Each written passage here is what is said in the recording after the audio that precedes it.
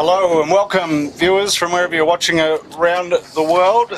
Saturday, October 21st, 2023 for a very exciting race, the Port Jackson Championship hosted by the Manly 16-foot Skiff Club.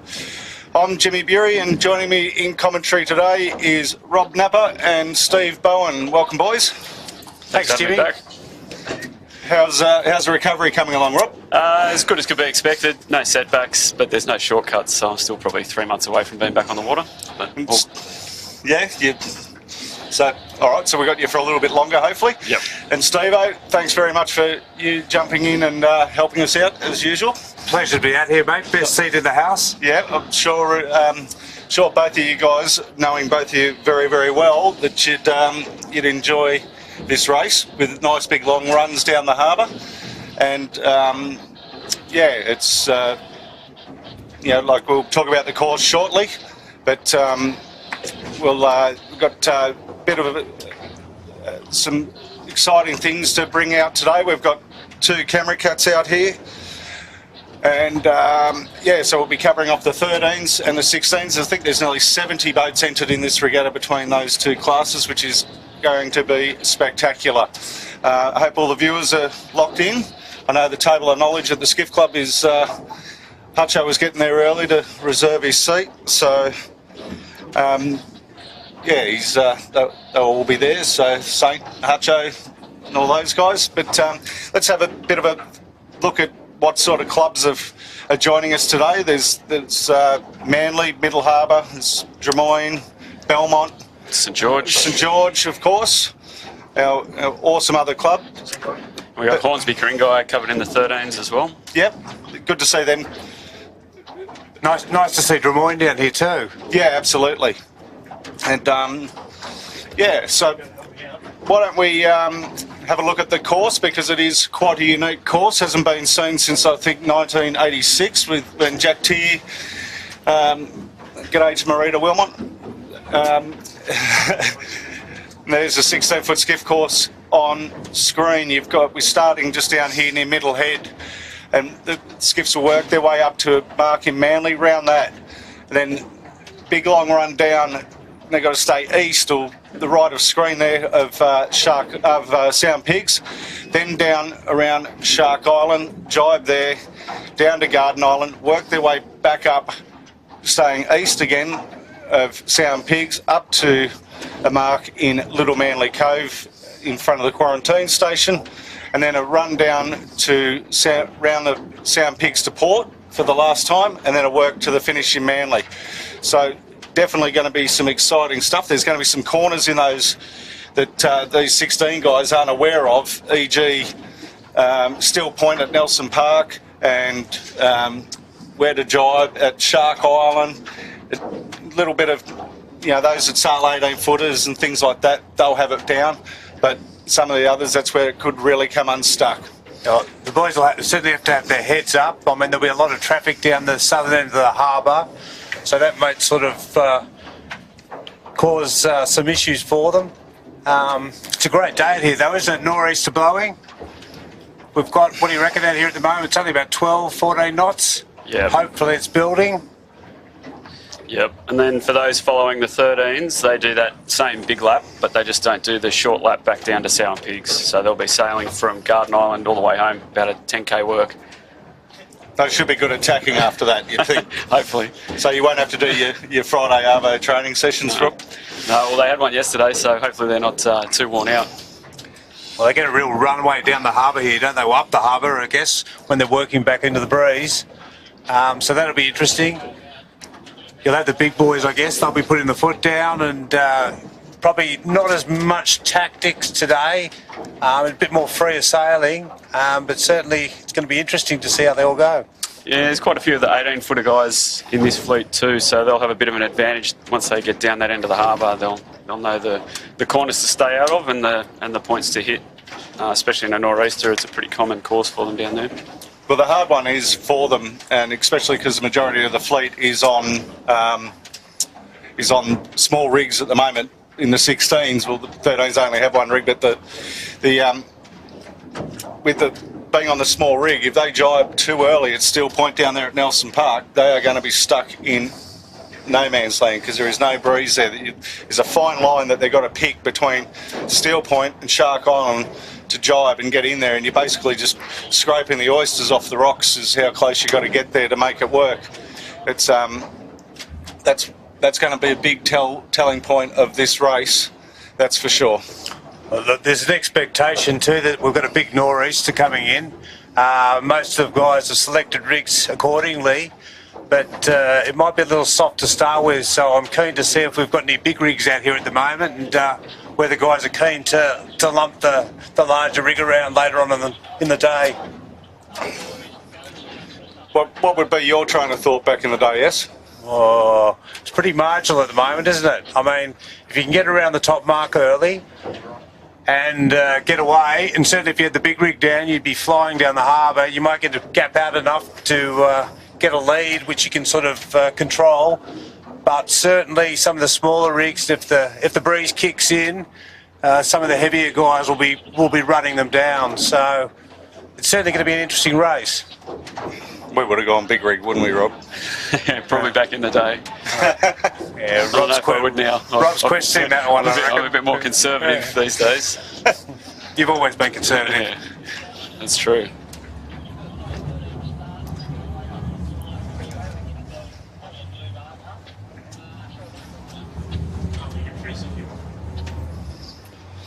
Okay, and we've got the list of entries of who's entered or that we know have entered, and there's the 13-foot skiffs. Have a go at how many 13-foot skiffs have entered. It is friggin' awesome.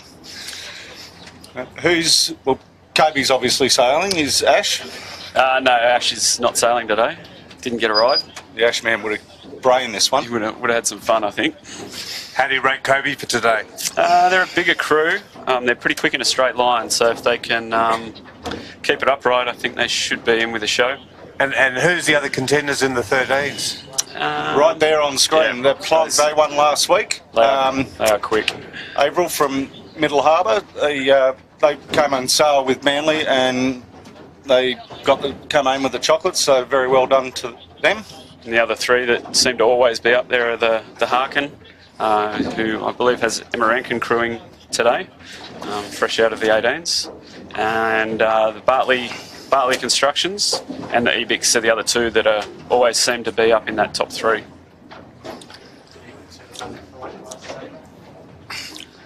Yeah, I think the Ebix says they've had a bit of work to do this week, or Clint had a bit of work to do on their boat this week after a bit of a mishap in the last club race, but they've got it all back together, and luckily no one was injured. So that's the main thing. Yeah, I saw some lovely stills of that. Dave Burkett still had the shoots there. Yeah, well, it's good forward end, isn't it? Excellent Nicely forward said. end, isn't it? Thought they were Excellent forward end. just go straight over the top. And there's a huge list of 16-foot skiff entries there. As I said, representation from just about all clubs in New South Wales that sail 16-foot skiffs, which is a really good thing. I think it probably had something to do, Steve-O. For those that don't know, Steve is the Vice President of Manly's 16-foot skiff club. The prize money on offer today, out of this world, right? Yeah, look, I mean, there was a proposal put on the table from the Commodore and the Secretary, and there was a bit of resistance to it, but thanks to our overly generous Treasurer, he pushed it through, so you can thank Anthony King for that. What are you wanting at the next board meeting, Steve-O, that you've been so nice to Kingy? You know, he's pretty tight with the cash bags there. I mean, if it was Craig Nichols, we'd have 100 grand on the race. Seems about right. Yeah, we have to contain him too, I think. So there's the Sutek boys just coming down past us. One of my favourite teams. Yeah, well, we put the hurry up on them at the last club championship because Mikey and Josh were up at Bathurst and filling crew, and they did quite well, and then these two came back with a point to prove. There's the employment hero, Will DeVola. I think Niall Powers is steering that today with Alistair Hunter. So good young up-and-comers, showing plenty of potential. So we're not long off the start here, probably 15 minutes. The start line is in. The starters have been out here quite early, obviously monitoring the situation. So still very little traffic up this end of the harbour, which is going to be nice for the guys and girls up here. Yeah, we've just got a yacht fleet, as you can see, just going through, working their way up into Manly. So they should be into Manly and out of Manly by the time our 13s and 16s are hunting. There's the Botany Access, a 16-foot skiff. I think Rob Cleary's on the bow, I believe. They've been a little short, from what I understand, from crew this year. Yeah, they've been looking for someone. So I may be doing a bit of sailing with them later on in the season. have you? How late in the season? Yeah, Steve, late, very late, mate. Nationals late or after Nationals? Just round Easter when the breeze dies off. Too far to walk around to the wharf bar for you from there. That's right. They're in a nice puff there. It's just starting to build. We've got a new line coming down here.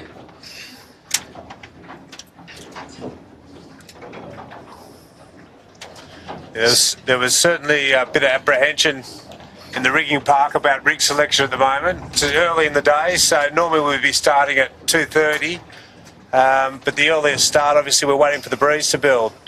So it's still big rig at the moment, but I think it will change very quickly.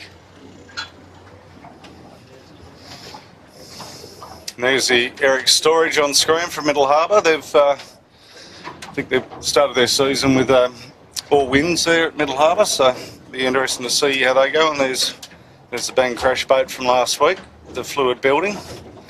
Chad steering that this week. Yeah, new skipper. I think Chad Beebe. Clint's had to put himself back in the closet for a week. Well, you get away with saying whatever you want to Clint. You two can sort it out later.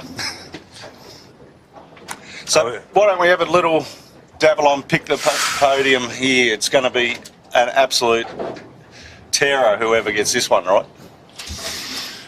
Oh, after you, Rob. I wouldn't mind seeing the whole fleet down here to see if anyone's got a big rig in, because I think if there are any big rigs, they're going to take a big lead down to Garden Island. Yeah. I think you took the words right out of my mouth. I'm looking around frantically for the Noakes. I heard that they were considering big rig, but I can't see them as of yet. I personally think you'll be looking at some of the bigger crews today if this breeze kicks in. And the other variable will be whether you can get around the top mark. I think if you're in the top 5, you'll clear out, and there'll be a lot of fighting behind them as the boats are trying to roll each other.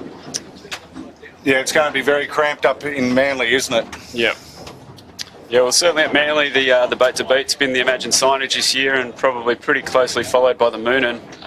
It's just interesting. It's always this first regatta of the season to see when all the clubs come together, who is actually going to be the quickest boat. So yeah, well, Ruffy Turner and the boys on Moonin after the first round of club championships, I think they took himself off to Luna Park to the House of Mirrors to have a good look at himself, and then they came out swinging last week and bounced back, but wasn't the clubbies. So they've got a lot of work to do in the club championship. Rob and I have been in that position, I reckon, more times than we care to count. yep. Normally with me falling out of the boat or something like that. So Out in Panda Corner, we'll see if anyone gets caught up there today. in Panda Corner, yeah. Off Dobroyd Head. Certainly a day for some of the fitter sheet hands, I think, too. It's going to be a long work up from down in Sydney Harbour there all the way back up to Manly. So if you can keep working the sheet for the distance, you'll go well. They sheet hands get to have a little bit of a rest all the way down there, just about. So. Well, it's probably a good strategy actually. If you've got a bowman that can actually work the sheet for a while, give the sheet hand a little breather for a couple of minutes. Just keep transferring the responsibility around. We'll see how the forward hands feel after the long run down to Sydney Harbour too.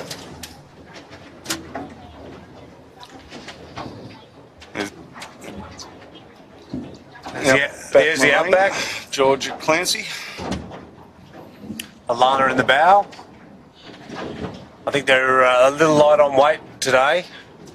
Got James Doyle filling in, so he's not exactly small. Is it James Doyle, is it? I think Yeah. There's Red Pumps Red, Bruce Savage, probably the only skipper steering from wire today. Another reasonably lightweight crew, so they might do well getting in and out of Manly, these lighter crews, if the breeze stays down for the start. That was MH44 from Middle Harbour.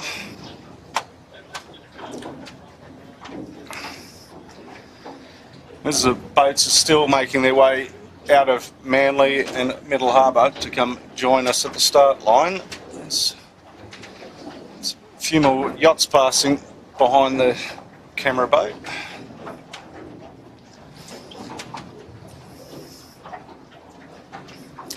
But this is going to be an incredible sight to see. Like nearly 70 boats coming out of Manly under Spinnaker, 16s and 13s combined. It's sort of wish they all went big rig now. Yeah, it's a real celebration of 16 and 13-foot skiff sailing, isn't it?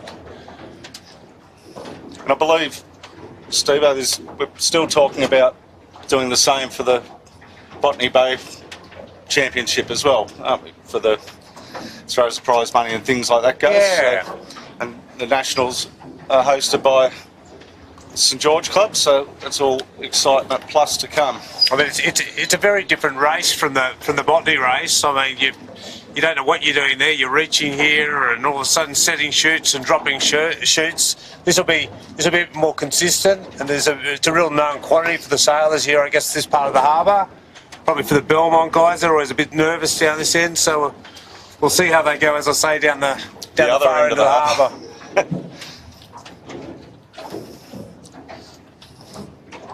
Well, that's the other thing, down the other end of the harbour. On a Saturday, you generally got, as we were talking before we went live, a really large laser fleet out of Double Bay.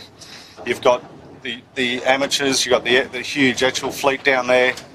The vintage 18s, there's a lot happening down that end of the harbour, and it's going to be a bit of a surprise for the Manly guys as well as everyone else, but how much there is.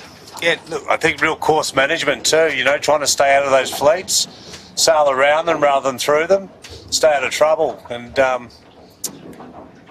hopefully for most of the sailors today, that'll be the case.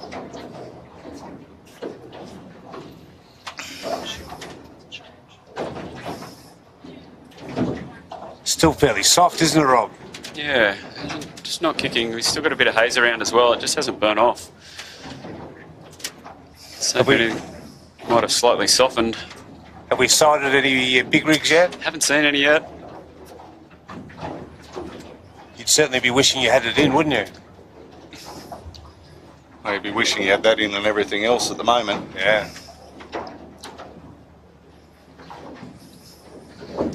It's very hard, the size difference in the rigs isn't huge, but with the 16s in particular, you've got to make your choice before you leave the beach. You can't just change it once you're out here. It's one of those things, and people are looking at forecasts and going, well, that's what's going to happen. And I know on one of the Facebook chats there was a bit of banter about big nor'east, run out tide, and I think trying to intimidate some other people on social media. It's part of the challenge of racing, I guess, isn't it? It starts an hour before. You've got to select your rig.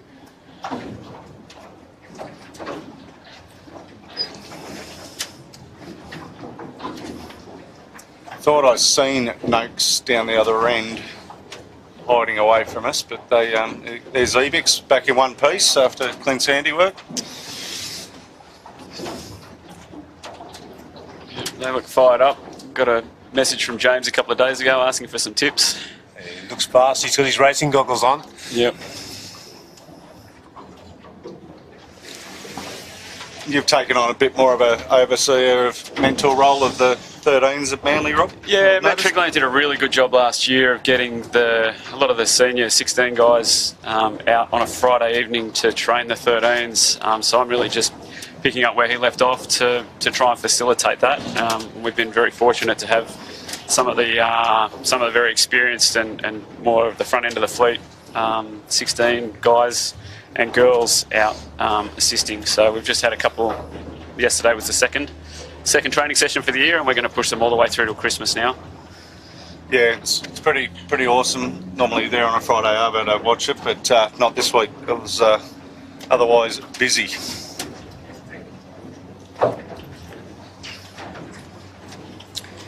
And how many are out for the training sessions? I think they had 6 or 7 out last night, which was good. They had Matt Stenner and Alex Hart and running the session, and then Nat, who does the bow for Bruce, went along as well. She was there to assist, and she was pretty keen to get out to see what she could learn as well from those guys, and I think she had quite a good time. Picked up a few little tips. So not far off starting sequence here, and the 13-foot skiffs are starting first today, and then the 16s will follow. But the pin boat is in right down there, almost your transit would be probably the lighthouse of Grotto Point, the orange flag on the mark boat. So that's the 16 start, and the 13s will be using the blue mark that's about halfway down the line. Oh, yep. But that's nice and tight from where the blue mark is, Rob. Yeah. Yep. It's a short, So short line for 20 rows. boats. Yeah, definitely row B there, isn't there? Make for an exciting start, though. Well, I guess one advantage is being a slightly longer race. We don't, the start isn't so critical. It's about the endurance here. Yes. There's certainly a different range of challenges today. Where would you be starting, Rob? Probably traditionally we're trying to get down a bit further to the pin and get in under Dobroyd for that first tack out. And there's not a lot of east in the breeze, so I'd say that's probably the way to go. You just got to tack out before you run out of pressure under those cliffs.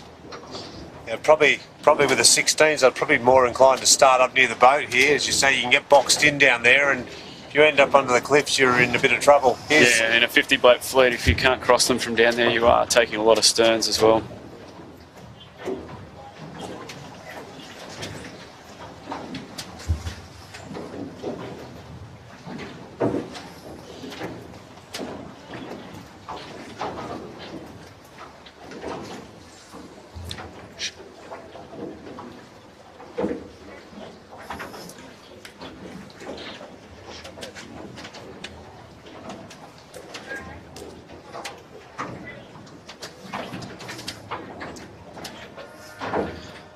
There's the 5-minute signals for the 13-foot skiffs.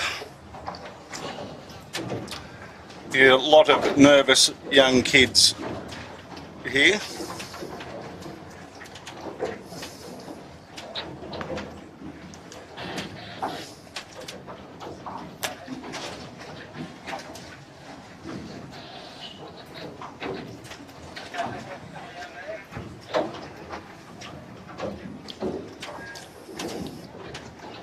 There's the 13 pin, just bottom of screen with the Matana, the start boat.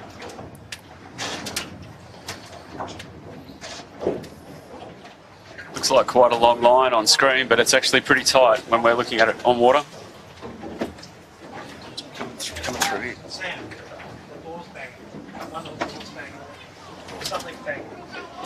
Yeah, it looks to be about 50 or 60 metres, do you think?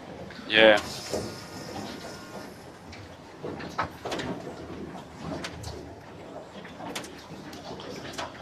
So we never got round to it. Who are your picks here for the 16s, Rob? I think I'm going to split the clubs here, and I'm going to pick 3 from 3 different clubs. I can't go past the Imagine Signage with the form that they've had lately. I think the Noakes will probably be quick, especially if the breeze comes up. They've got Sarah Lee steering, so no weight in the boat, but they've got both the boys are pretty big. I think they're around 90-95 kilos, so they'll have plenty of horsepower. And then from Belmont, I think the Macon brothers have they won the club championship heat last week on the Skelcon. I think they found a bit of form, so I think that's going to be my top 3 pick for today. What about you, Steve? Well, look, you're probably far more conversant with what's going on around all the different clubs. I think I'll stay homegrown. I think Ruppy's pretty pumped up today. So Moon and Yachts. They've got some fairly fit boys there in the crew. Who else will we have? I'm going to go to Cunningham's. I'm expecting the breeze to come in. Big Paulie, he was pretty pumped at work yesterday. How's his fitness levels going, Steve? Well, that's a different story, but... Does he know how far down the Harbour Garden Island is? I'm speculating that the breeze is going to come into about 25 knots, and that's going to play to his advantage. I thought if we're going to see a big rig, it would be them today. They are our top weights. Yeah, well, they'll be moving pretty quick up the harbour, as I say, if this breeze does kick. But at the moment, it's building very, very slowly. I think sea breeze. The expectation though was it was going to come in one big blast. We're not seeing it yet. Just approaching. Who's your third one? Oh, third. Give me a code. Well, probably Noakes. I don't think you can go past them either.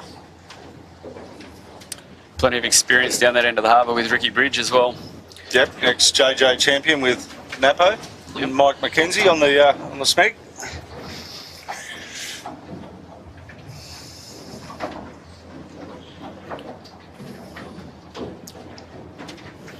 Yeah, I talked to Sarah before the race. She was pretty excited about sailing with the boys, and she's been enjoying her time down there at St George.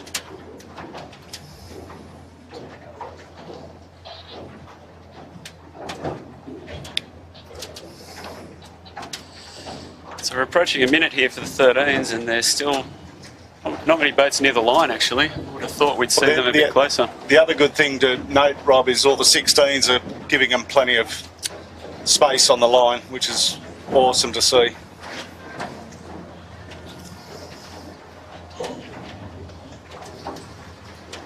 I guess given the line's so short, if you get it wrong, you're going to be rounding and coming back at it. Here they go, starting to line up. There is 116 sitting right on the line there. They're going to want to get out of there pretty quick. And that is the Noakes, probably just trying to ping the line. just realised a flotilla of 13s are coming at it.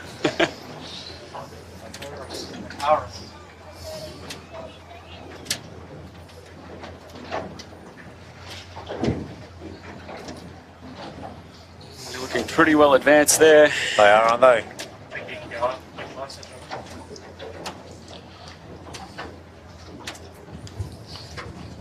Can't see the fleet getting behind the line from where they are there.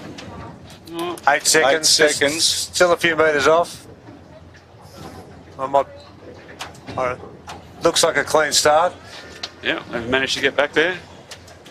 Yeah, well, the tide's roughly slack now. So, you know, it's high tide right now. We've got a confirmed clear start from the pin end. Yep. Looks like it was a pin end start too. Those two that have come off the pin look like they're already slightly advanced on the fleet. Ebix and Plonk and Harkin down the pin end. The three suspects you picked, Rob? Yeah. I think they'll... Expecting them to at least get up to Manly in good shape. Not sure how they're all going to go once they get down the other end of the harbour. Is that the fluid there to windward? It looks like it, doesn't it? They've really stepped off the fleet there. They didn't do a double tack, did they? No, they stayed very high off the start boat. Yep, just got that nice little right-hand shift.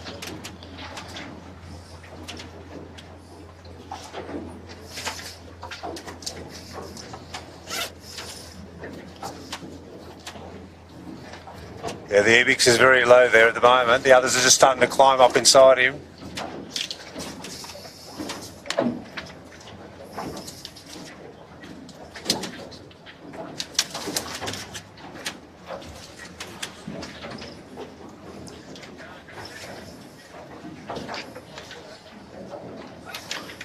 First tack, what do you think? I think the fluid's going to have them.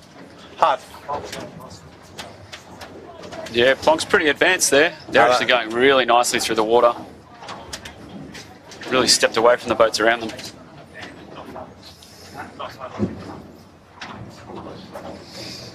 Just get across to them.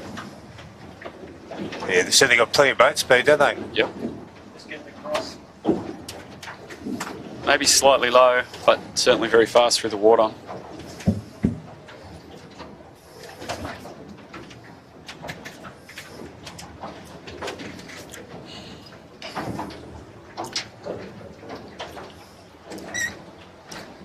The 16s, just for the viewers at home, they're just holding off while one of the mark boats just retrieves the blue 13 pin, so it won't be long until we're underway.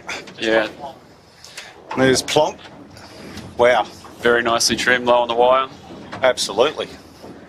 That's how I used to sail you all the time, Rob. Slightly into windward.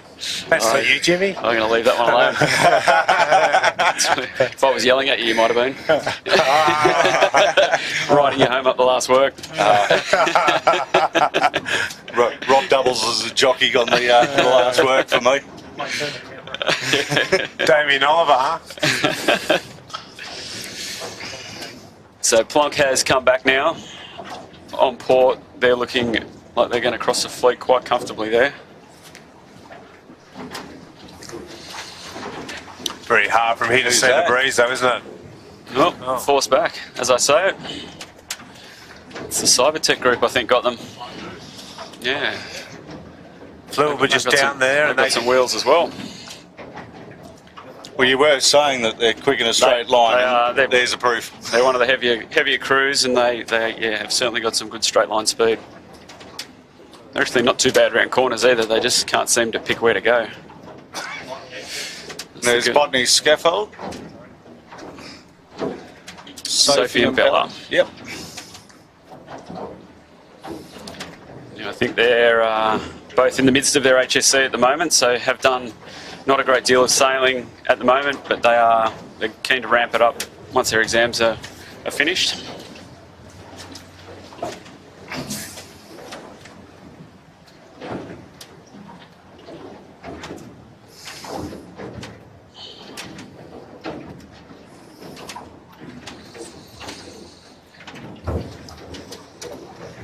A little bit of swell out here too at the moment, isn't there? Yeah, it's going to get choppier, Steve-o, as the day goes on, because obviously the tide's going to be running out against the wind. Still got a bit of that haze around, so whether we're going to get that big build early is still to be confirmed. This is where, if Bucko would tell you the water temperature at Lord Howe Island, what the penguins did last night for dinner in Antarctica, and the water temperature here, that's what's going to happen. I think we're lacking all those smarts on board today. Yeah. Huh? A couple of dumb bowmen and an old school sheet hand on board. All the good stuff. There's a very nice tack back from the Ebix there. They've tucked themselves right in under Dobroyd, so we'll see if they normally get a nice little left-hand shift as you come around the point. They were a little bit back, so we'll see if they can make any inroads into the fleet. It's the Cybertech group. Must be close to a race lead. They look like they're just knocking now. I think that might be Fluid that's just come back towards them.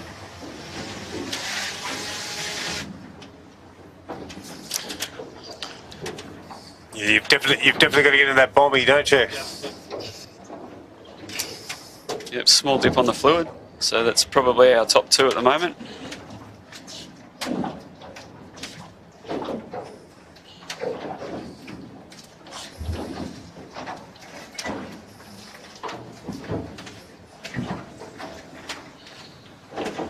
Oh, bit of a messy tack there. Hold it down nicely. Yep. Come out with nice speed. Looked like it was they were going to stall up there, but they actually saved it quite well. They've been sailing quite well this season, and then just silly mistakes at the wrong times. That they've got all the signs of big improvement. Yep. And they seem to have some funny boat handling errors Oh, at another critical cross. times. Another tight cross here. Probably should have dipped him there. Yep.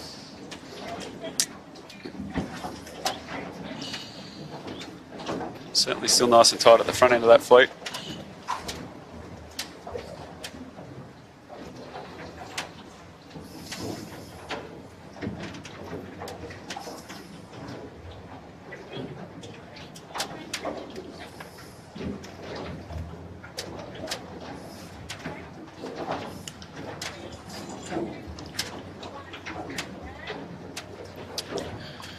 There's a 5 minutes signal for the start of the 16-foot skiffs. So still got the other camera boat following the 13-foot skiffs up into Manly. So giving them a bit of love today.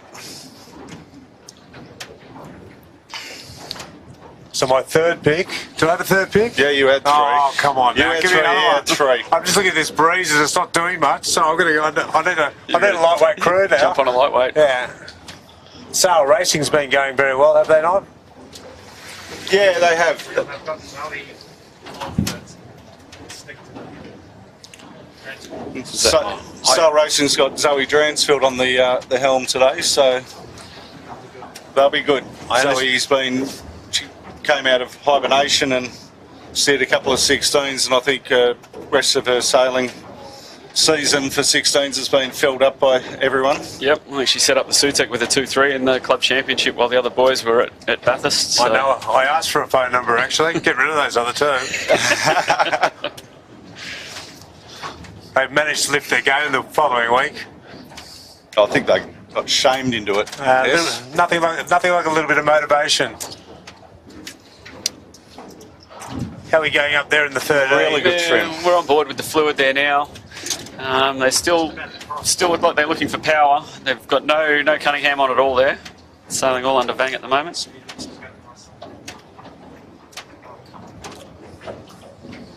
Well, It certainly looks a lot softer than what everyone was expecting at the moment. back here with the 16-foot skiff starts.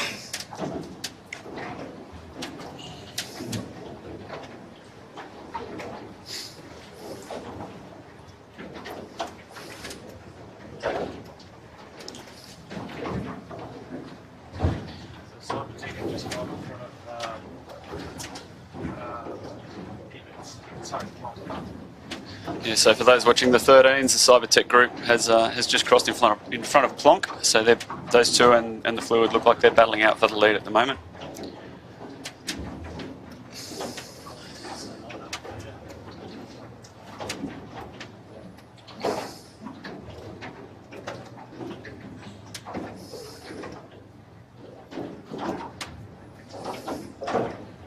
Nice shot of the front of the fleet there. Another tight cross coming up. Looks like they've lost out going into that shore. Which is unusual. Normally working up that shore is but the Dobride head shore is the way to go, going up into Manly. And that was the advice I gave the boys before the race, so I'm sure that'll be my fault. Shame. It's all right, Rob. I gave Kobe all the info for down the other end, so I'll make him come good down the other end for you. You occasionally pick up that easterly slant though, don't you?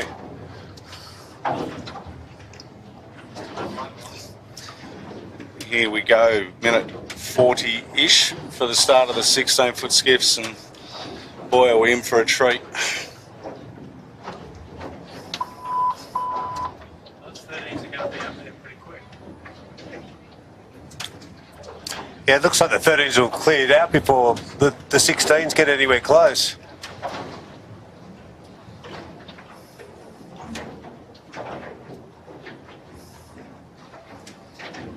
So I know Mal Page, our club commodore, and our sailing manager Graham Bill, they spent a fair bit of time on the phones this week, ringing around, making sure we got as many 16-foot skiffs to this Port Jackson Championship, which is, it's an incredible sight to see. It almost looks like there's more than at the last Nationals. I think total count 53. Yeah, it's pretty cool. So certainly the 16s are on the build at the moment.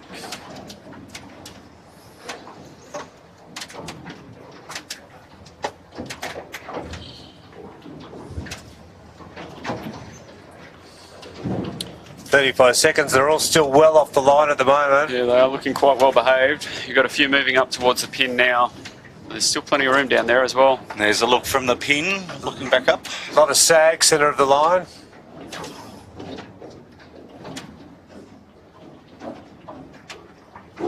That's the fire stopping is sitting a bit proud.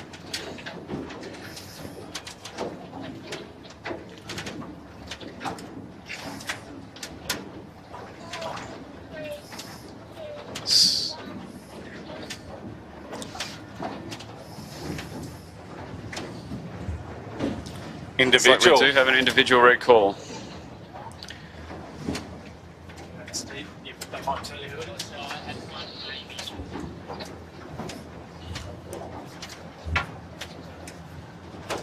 We'll see if we can get that information for you.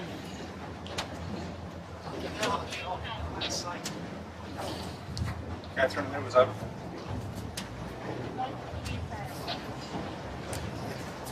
All we know is it was a boat with a clear sail, is the information I just got off the start boat. Got a pleasure craft has caused a bit of havoc for the midline there. They've managed to navigate their way around. I think someone's going to be pretty... Boats down the pin end look like they're favoured at the moment. At least the pleasure craft did the right thing and stopped instead of creating a tsunami. Yeah, he did mess a few of them up in the process though. Yeah, I agree with you there, Steve, too. The pin looks like they've come off nicely. It looks like there's a little bit more pressure down that end of the line and on that side of the course at the moment. A few of the boats in rows B and C, they've already had to tack off, try and find some clear air. Yep, Modern Concepts looks like they've taken the best of that pin end group, and they've got that slightly bigger little rig, so that's probably going to serve them well while the breeze is down. Moonin look quick through the water too at the moment. Yep, just up off their hip.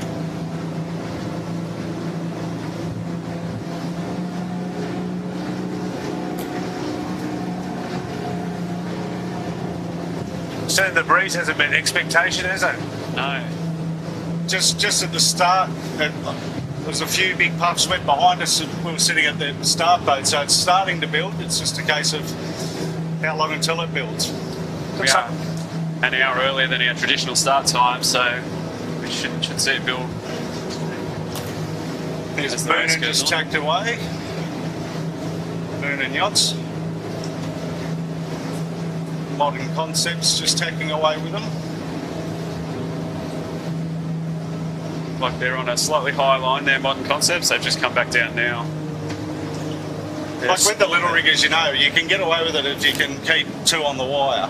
Like, well, they're certainly underpowered, aren't they? There's a few big holes down here under Dobrod. If you can get out here, there's a fair bit of breeze running around the point. Once you get into that, I'd sort of... Rubbies decide to go early, try and get back out in that breeze. There's a bit of crouching going on out here too, or plenty of crouching at the moment. Yeah, there's a nice line coming down to the fleet from Dobrod now. I think... Looks like Modern Concepts will drop into that. Yep, and the Moonin's already in it, just bringing it around the outside.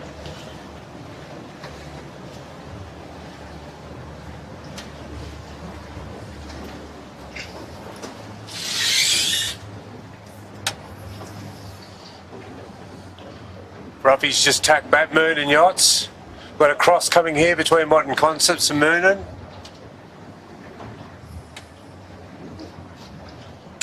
Moonin should have it.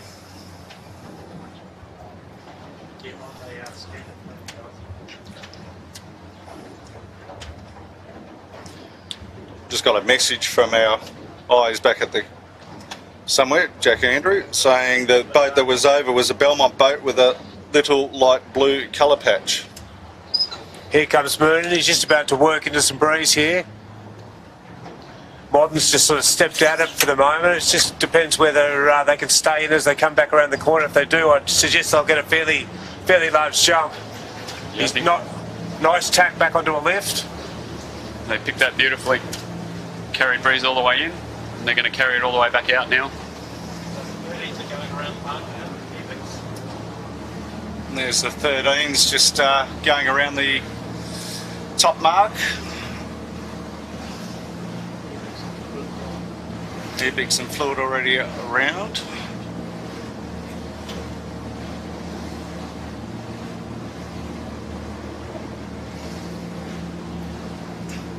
Very tight for the minor placings there, and they're on their way for the long run down.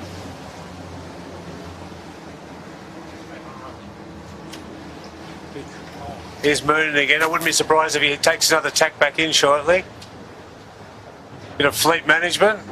Just did a nice little 1-2 on the fleet there, didn't he? With that little dig in. Adam Gilson just sent me the boat that was over. Hold on. What's he want?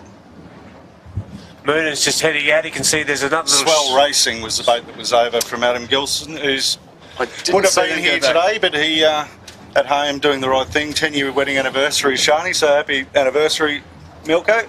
Well, the Swell Racing is the Light and Wonder from last year, so very quick boat that we probably left off our podium picks. Doesn't look like they're going to feature. I didn't see if they went back, but I didn't see them heading back at any point.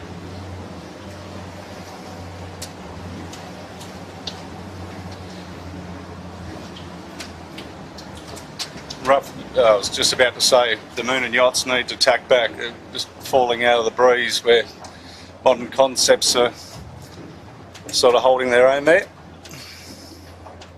It sort of looked like there was a little shift coming down out of the east there, but it sort of never came through. He's gonna reconnect here, Ruffy. About another 10 seconds and you'll get back in that breeze. There's a really nice line running through there for about a minute.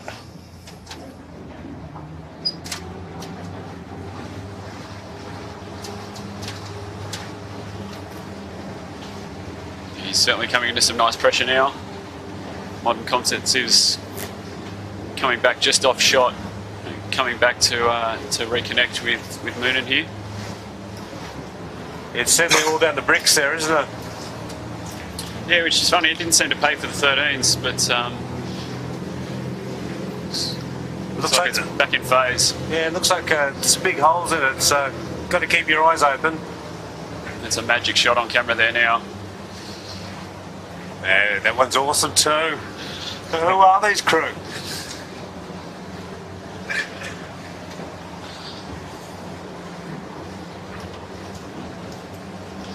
Certainly tight racing up front there. Yeah, these two have certainly had a little jump out from the rest of the fleet. Looks like third, or they're just coming into the screen. SK Electrical probably, although however they've just knocked away.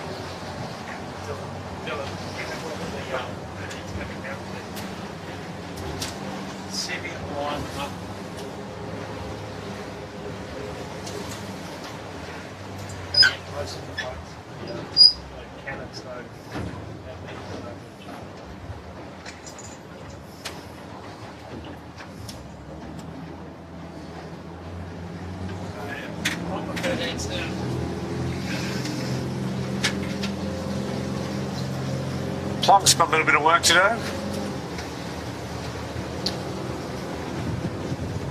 Yeah, 13's just making their way out of the cove. Quite a lot of jibes.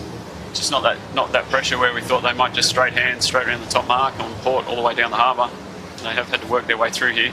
And I think there'll be some nervous people jibing early with the to get around Sound Pigs, not realising how lifted they will get going down there.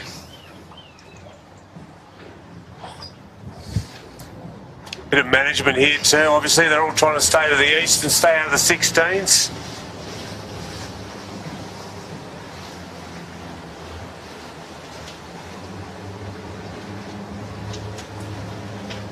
Beautiful shot of the Harkin there. They've taken the low road out. They look like they've got plenty of pressure coming. He's got a nice line there at the moment. He's down about 10-15 degrees on the others.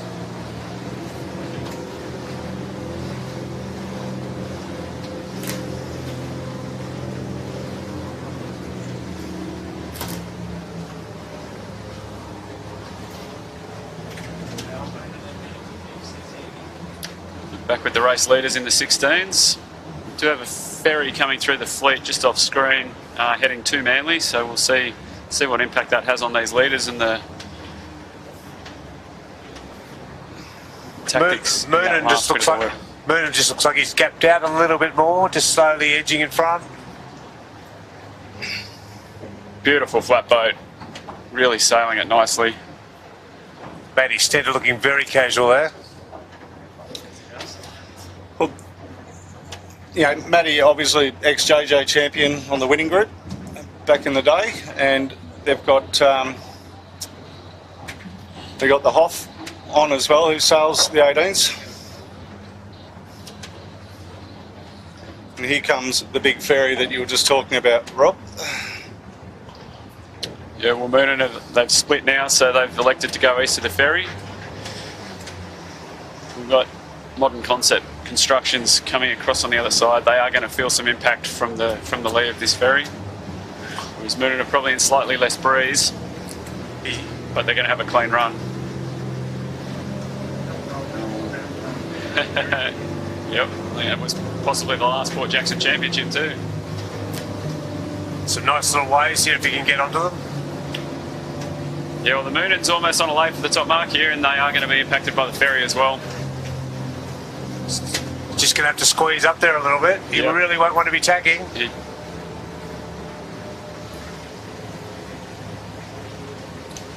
These Just taking the higher line, boys are coming back into the boat. Breeze is going very soft up in here.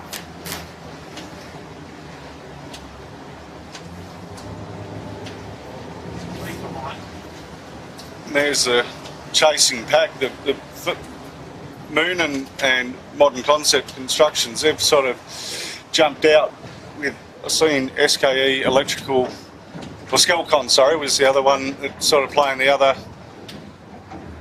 sort of similar line to Ruffy coming up, so they're holding in there.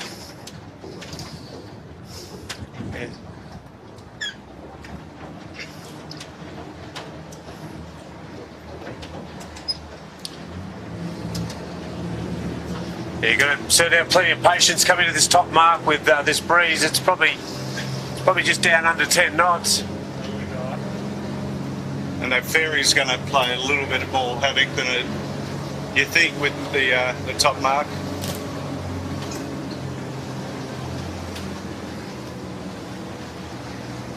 There's one.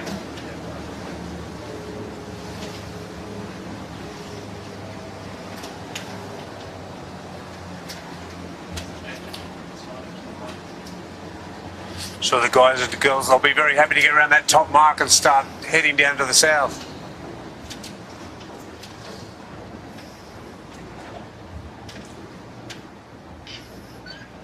Yeah, so the Moonan did feel the impact of that ferry. It's put them under the mark. They're still got a comfortable lead. It looks like Modern's just picked a bit up through there, isn't it?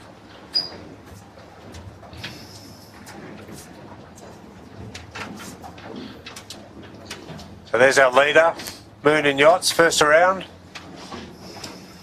See what the set looks like.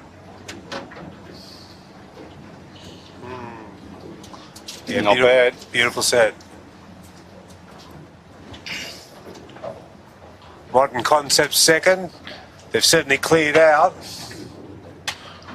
Moonan's gone straight into a jibe. He's going to go deep and try and pick up some more breeze down to the west. Modern's electing to come to the east at the moment. I think it gets down to, Steve, as you see there in the background, all the other skiffs working their way up into Manly, and there's a very tight point here between Smedley's and Reef Beach, and you've got to. I think Modern Concepts has gone for the approach of I'll go over the top of the majority of the fleet, where Ruffy's trying to weave his way through on the Moonan. Well, Modern looks like he's got a nice little bullet there at the moment. Just finding his way through easily. So it's Imagine signage in third place. very nice set. Brett Davis on the sheet, down from Belmont. How's he looking at the moment? Has he been still into the Christmas pies, or he's down on weight? Just off screen, we've got my boys on the Omi come round in fourth. Did you have a chat to him this morning, Rob? I did. Had a good chat with them before the race. Did anyone listen? No, I don't think so. Oh. It's like talking to the kids. They're certainly very talented, all in their own right. I don't think they really need me helping them out. There's plenty of experience down there, southern end of the harbour with Trent on board, isn't there? Yep, and Hugh spent plenty of time sailing 18s down there.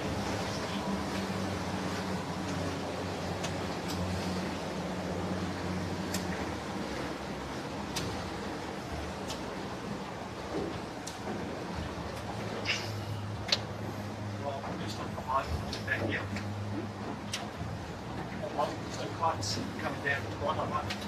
Yeah, pretty good.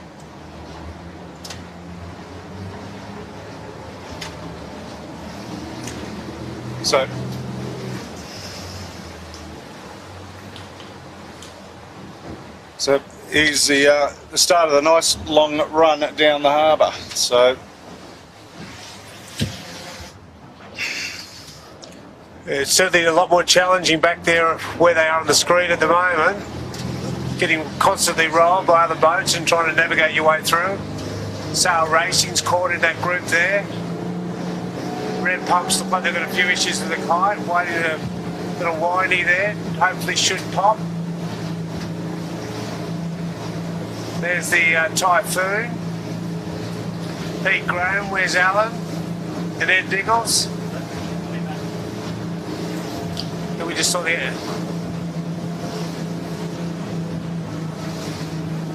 There's the Outback. Would have expected with a lighter crew, they might have been a bit further advanced.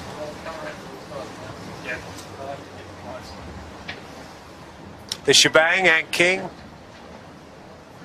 Toby, he's just out for a leisurely cruise around the harbour today. I don't think he'll be throwing all these energies into it. well, they've been sailing actually pretty good for the start of the season, the Shebang boys. Yeah, I think he's been pretty consistent. There's a bit of a battle going on between him and the fluid.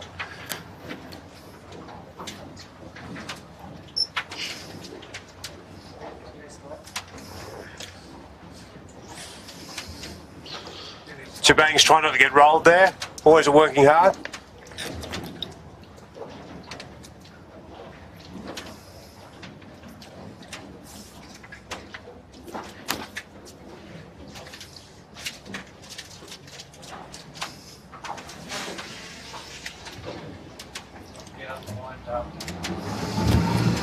What are you seeing down the harbour there, Rob? Turns a breeze.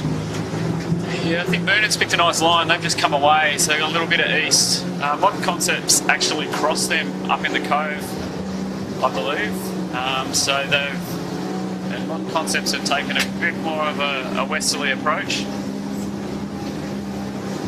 It's certainly not strap it in and send it, is it? You're going to be picking them. Going to be looking for the gusts here and working your way into them. Not what we were expecting, but I think the Moonan looks like they've got some pretty good pressure, a really big solid line coming through the heads now that hopefully they're going to link up with. Modern Concepts just have a ferry going over the top of them, so that's going to hurt them a little bit too.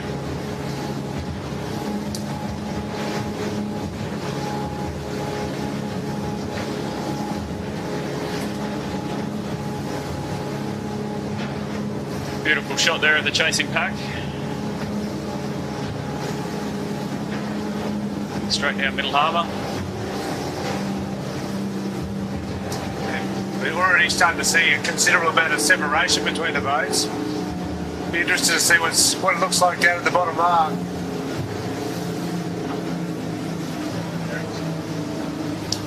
Just on screen there, Eric Storage in the chasing pack. Not out of it, but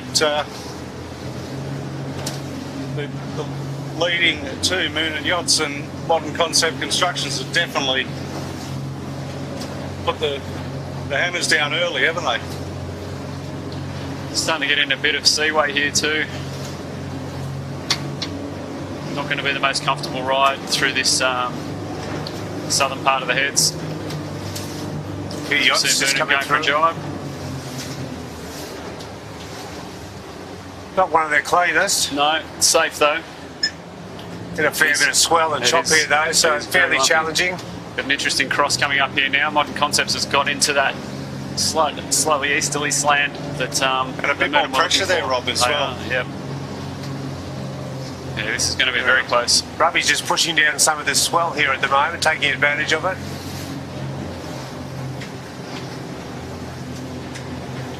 If he doesn't get him there, Robbie, or whether he naps one on top of him will be interesting. Looks like he's going to keep going.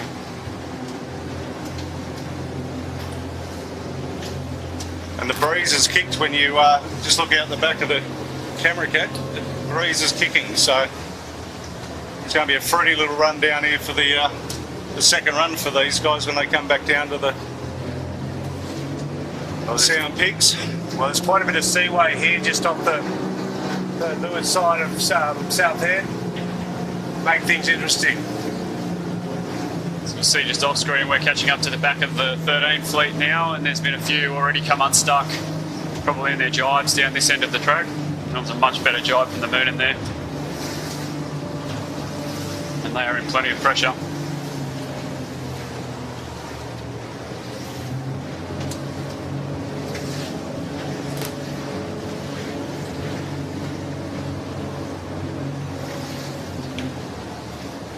There's Modern Concepts just coming up into the no pressure zone under South Head.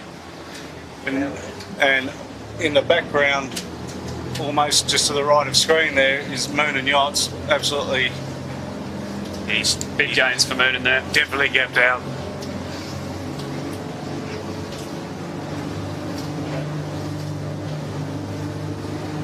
So that's South Head in the background for the viewers of around the place.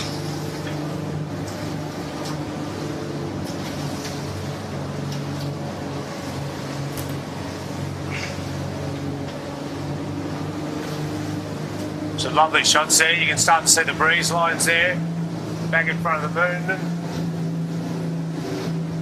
He's come back up again though. Yeah, Moonin are looking slightly down pressure. Modern Concepts have just hooked into a very nice puff.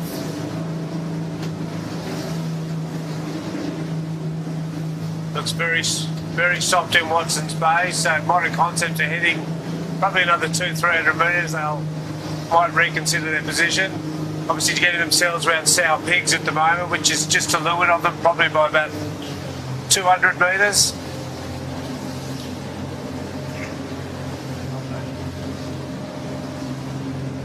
Moon has just picked up the breeze again.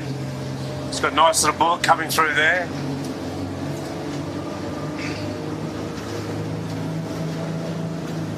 See Matt just working his way to soak with that depth, getting down all those waves, certainly remembering his time in the bow. Applying that to the sheet makes a big difference to your boat speed. I used to do that all the time for you. Yeah. Strapped in and no move. Set and forget. I was a master of the set and forget. There's Tribeca from St George, Benny Bradley and Junior Turner. Yep. Rory Cox in the bow. Rory had a little stint in the 18s last week. Here we go. Round Bit of a battle there with the red pumps. Yeah, well, the red pumps were quite back in the fleet. They're sort of working their way through, which is a good sign to see. I don't know if it's a camera angle, but it certainly looks like he's got some pace on. Yeah. As you said, Rob, we're coming up on these guys, the chasing pack, and we're just sort of sitting off with the other camera boat down with the starters, with the leaders, sorry. There they are, the leaders on screen.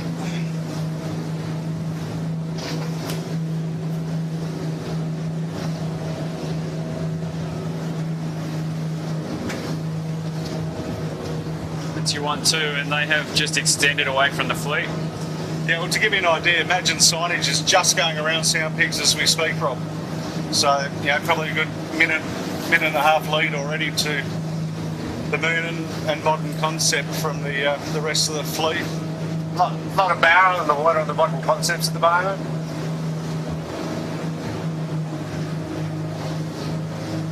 Really starting to bend there too, aren't they, the Moon? Shot easy. Back on Ivy. I don't know if they've had a swim or if they've not sure what's happened there. They were sitting in third or fourth, so they'll be disappointed with that.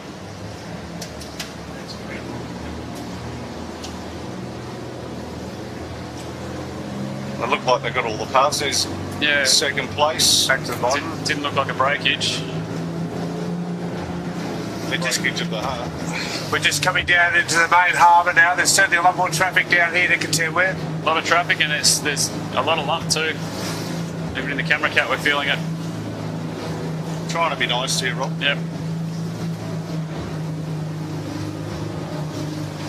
So this is where these two on screen, this is where these guys have to pick the right time. As I said, that steel point going at Nelson Park going into Rose Bay. If you jibe too early, you've got hell of a time just sitting there in no breeze waiting for a puff to come over the hill. If you leave it too late, you're going to have to knock the chute off to get over Shark Island. Bit of a graveyard for the 13s here. We can see these top two runners just sailing past maybe 4 or 5 13-foot skiffs that have had a swim.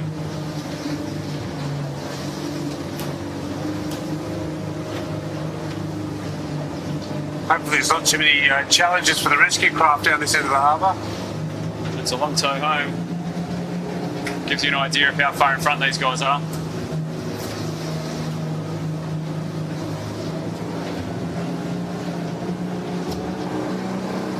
It's like number 50, that's Ben and Daryl Millen. Brand new boat on the water. Brand spanker. Lead 13s are around, just going around Shark Island now. I can see them out in the distance. Given the amount of lump down here, it's probably a bit of a blessing that the breeze didn't come in until as late as it did. It's not normally that bumpy down this end of the harbour. What have we got on screen there?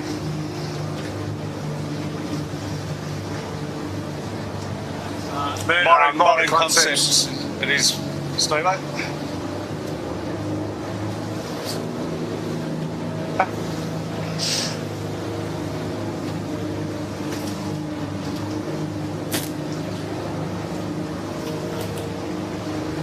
Been flooded out through here. The boys will get a bit of reprieve. Yep. Yeah, so where Moonan is at the moment, you don't want to be any further to the side of the camera. That's for sure, because like, as you can see here, it's very patchy. The bowman's moved himself forward there, just trying to get that bow down a little bit now.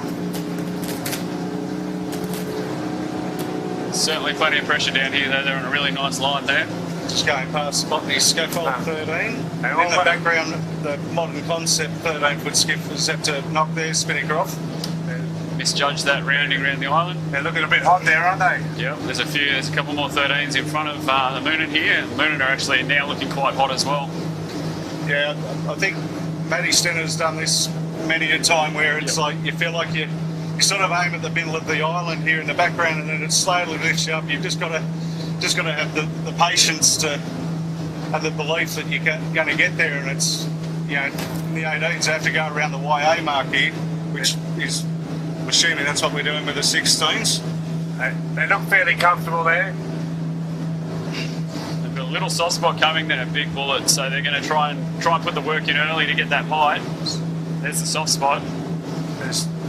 They've got a bit of assistance from one of the 13s there, just giving them a little bit of bad air, which is going to help them get up to this mark. Yeah, I just saw Simon take himself up on wire there. There was an expectation that was going to happen. Yep, comfortably made.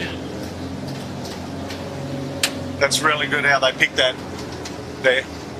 And it's virtually a perfect lay round there, wasn't it? Now this is there's what we got here on Strange Shebang and the Mighty Fire stopping.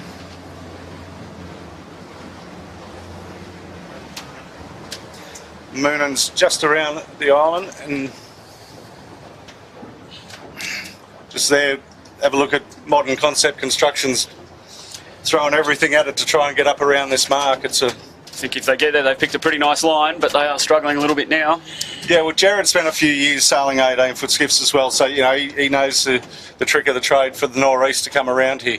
Yep. They look comfortable now. Yep, they've done their hard work early. They'll get around that mark comfortably. It's given Ruffy the opportunity just to clear out a little bit further. Yep. He's, at the moment, just off screen. Ruffy is well low. He's going to go nowhere near getting to the getting above Clark Island at the moment. He's out of the lee of Shark. It does lift up a little bit down there, Rob, but not as much as they're probably going to be wanting. But, you know, you see further off in the distance, the lead 13s are up there, and they are just above Clark Island.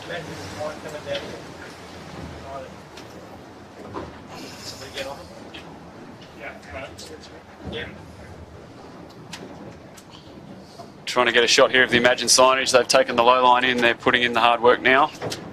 They look fairly comfortable there. And they seem to have closed the gap a little bit to the leaders, but not as much as I'd probably hoped to like.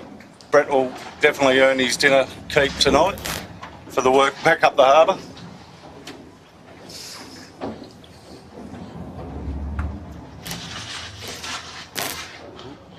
It's stalled out there. Very slow, they're in trouble here. Yeah. They're in big trouble. They're Save rounding up. that. So, Bretto, Yep. count the keel, son. The big silver back out on the wire. Managed to swing it back down. The Christmas cake's paid off. That was a nice save. I don't think many other boats would have saved that. I'll be wiping the sweat from their brow on that one. Like for those viewers that watch the 18 footers, to give you an idea, Moon and Yachts is at Clark Island now. So just as the third boat rounds Shark Island. So And Moon and Yachts are definitely not going to make it above Clark Island. no, They're going to be knocking off and potentially resetting. we've got plenty on here. There is going to be a swim fest here We've at Shark got Island. off screen at the moment. Looking back to the Shark Island mark, we've got the SKE Electrical come in too, so he's had to drop the chute. And we've got all sorts of problems here for, Noakes. who's that? Aldous here. Yep, Noakes has managed to get it down. With the reef. They're in.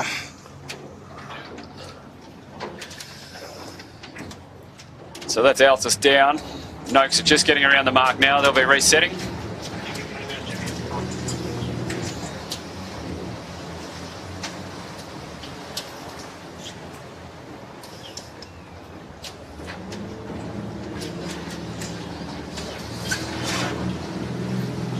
Yeah, they're all just coming down with all this extra breezes filtered down the harbour, so there's going to be a lot more problems around that Shark Island mark. Pepsi Max.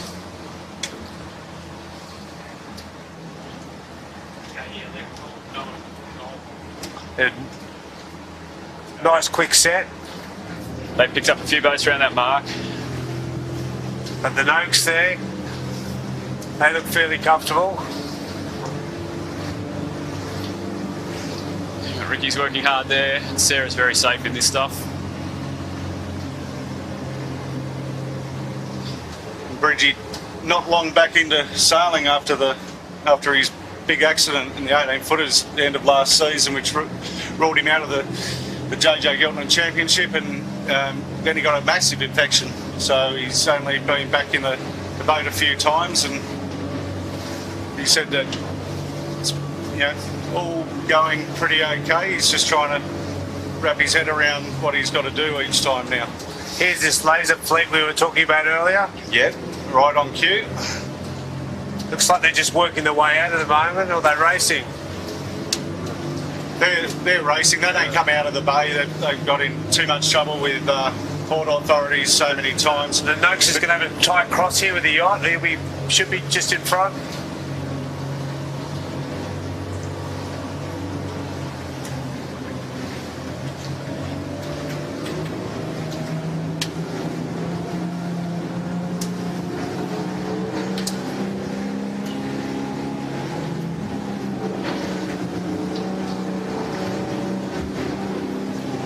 Noakes here working nicely over the top of the SKE.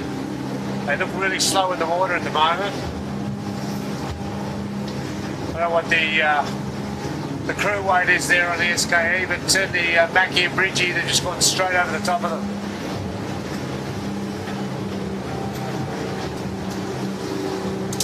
I'll be showing a bit of the experience of Sarah there as well, taking on Banjo Nicholson. He's probably just getting his feet in the class, not really knowing how hard he can push these boats yet. So that'll certainly come with time. He's a very talented young sailor. You can see, you can see Bridgie's just rolling that front edge of the chute, whereas I'm looking out the side window. Apologies. Back to screen. Alexander, an employment hero. For the viewers that are sign me upright.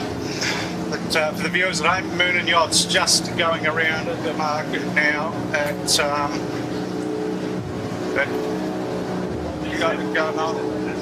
Garden Island. There you can see we've got the SKE and Noakes again on screen. The Noakes is absolutely dominating the SKE there. The SKE's dropped their chute. Bridgie's just rolling that chute. They're trying to get over the top of Clark Island at the moment. He looks pretty good.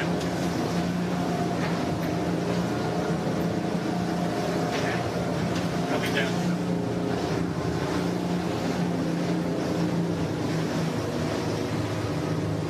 Comfortably around there for the Noakes, but they're still going to have to drop to get up to this mark. So imagine signage have already dropped. They're working their way back up to the mark now.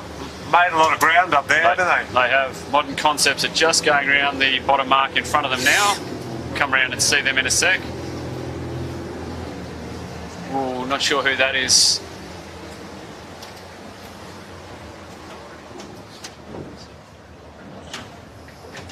There you go, Modern Concepts around.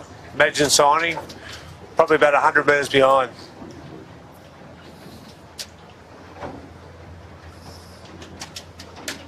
For those following the 13s, looks like we've got Ebix has got a comfortable lead at the moment, followed by Cybertech Group and Plonk.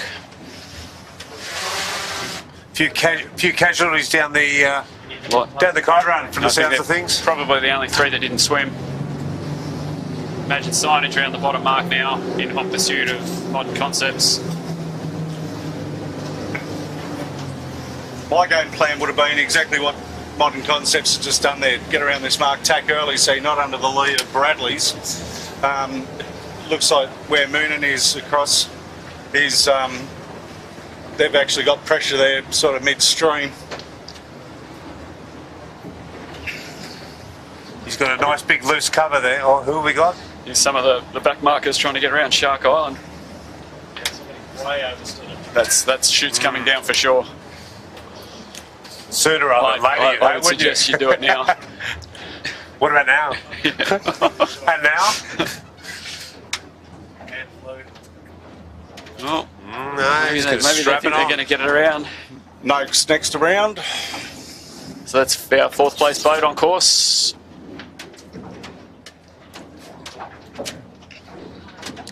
They put a pretty big gap there on SKE Electrical in a pretty short space of time.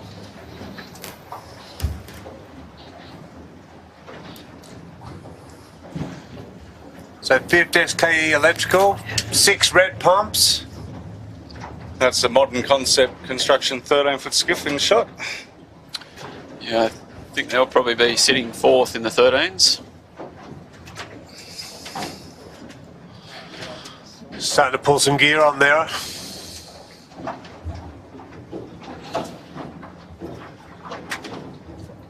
It's a pretty comfortable little rig down here now. Yeah, I think they'll be relishing that with Greg Windust on there. The extra kgs will certainly help. Not far off the SKE Electrical either.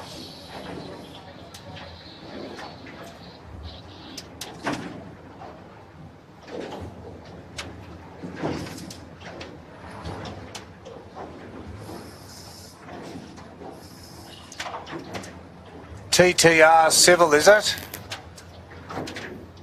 Who's steering that? Phil Bauer. He's an old hand in these things, lots of experience. Illawarra, No, isn't he? St George. Come on, Steve. Eh? Oh, St George, sorry. I would say X, I should say. We can see him. He's sailing very nice. So there's a lot more compressed coming down here, around with the 10th placing. What are we at, 7th?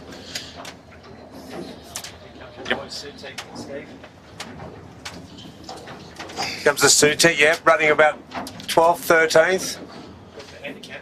Oh, they're always a good handicap boat.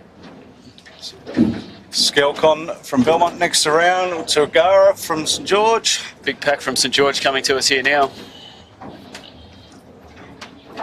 And Tribeca. Nice drop from there. St George. Noakes Blue. Lovely rounding. Young Ryan. Then this is the boat I believe it was over.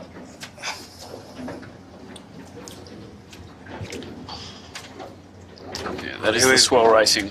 Sutek and Cunningham's. Two of your picks. Oh. Well, that's what we were going for, wasn't it? Handicap? Well, that's where all the prize money is, S.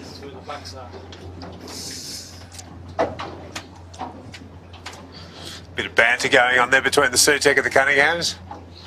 Unsurprisingly. What do you reckon Paulie's thinking right now? He's telling them he's going to eat them up. Unfortunately, he doesn't have James's fitness. That's where he's lacking. Yeah, he might eat him up over the first 500 metres. Then he's got about 9.5 k's to go. Next around will be the Eric storage. Probably hoping to be a bit further advanced than where they are.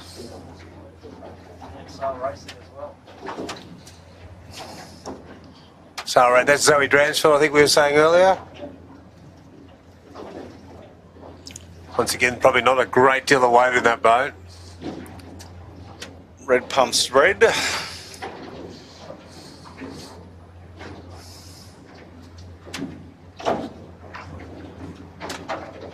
Ah, I found the fire stopping finally, just to the left of that shot, floundering in the water off Clark Island. I think Bruce would be relatively happy with that, seeing he's had a mix-up in crews. Apparently he's happier this year because he can steer off the wire. Yep. Big dial up there. Yeah, big puff coming around this mark too. Outis have done well to recover after their swim. Yep. Botany access.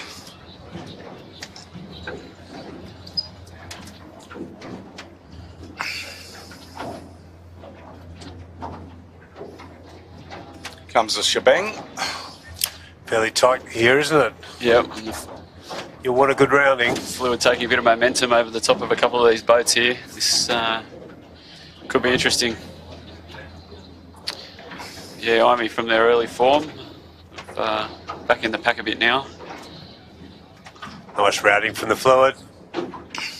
Imy's just trying to squeeze on the inside there. The Ronston 13 just got loaded up.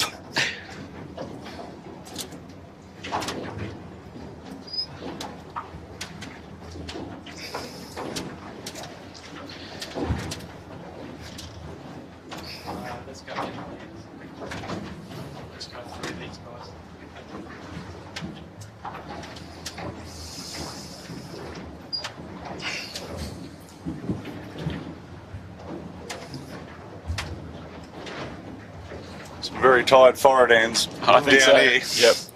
I'm sure they're pleased to have ticked that box. Tick that one, move on to the next.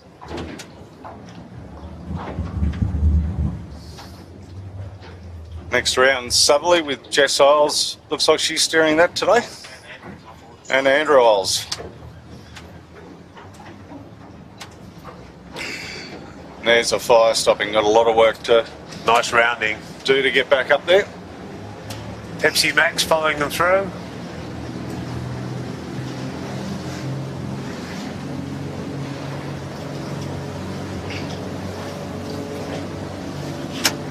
Just heading up course again. Just trying to pick a hole through here. There's a nice big darkie coming down on this bottom mark. You want to have your eyes over the boat. It's really starting to kick down here now. Genuine little rig.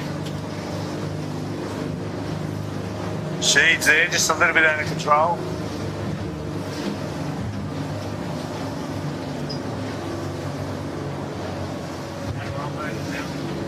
Back to our race lead.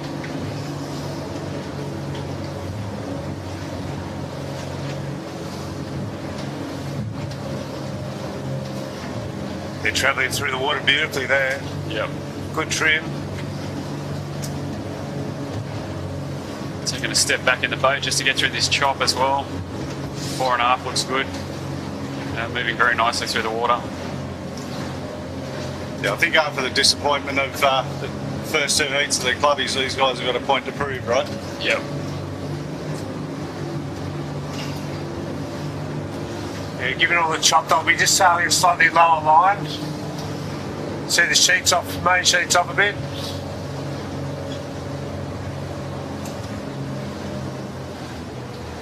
Looks like they've got a problem on board. Might be clearing some weed. Might have dropped $20 on the floor, knowing Ruffy. Trying to get Joe off the tiller. Run over Joe, yeah. Yeah, they're locked back in there now. Looking very nice.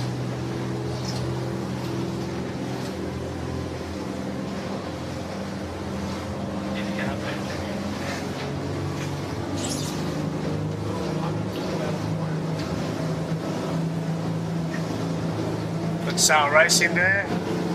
Hot D just beneath them.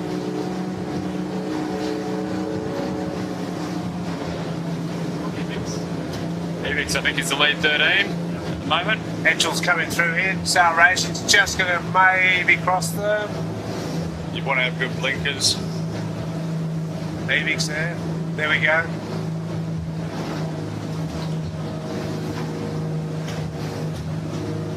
Breathing a sigh of relief on that one. Just coming back up the harbour again, searching for these leaders at the moment. Having a look at sail racing.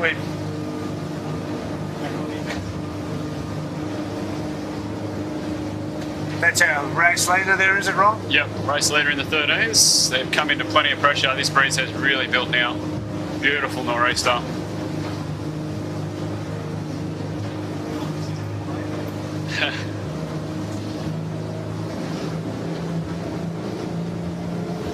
So, I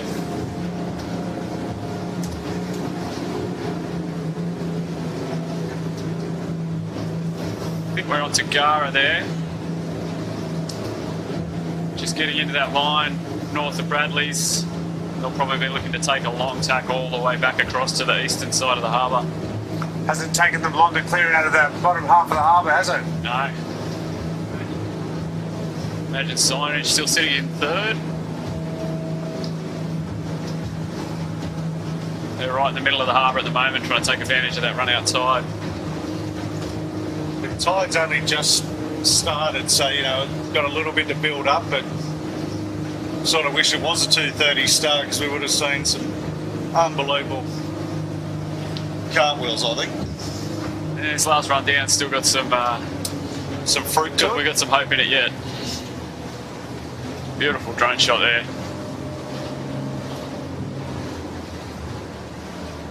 That's back on with the Tagara.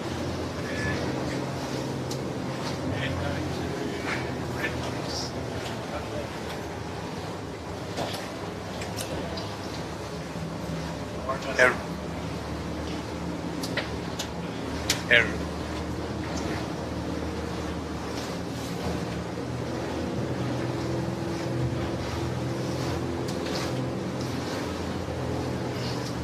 Breeze is definitely getting up there, looking at how much main he's got off there.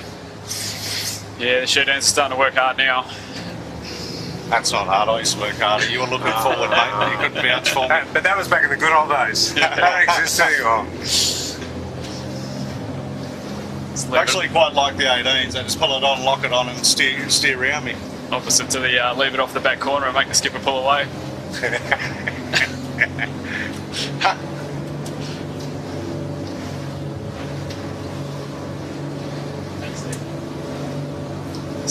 What have we got there? Modern Concepts there.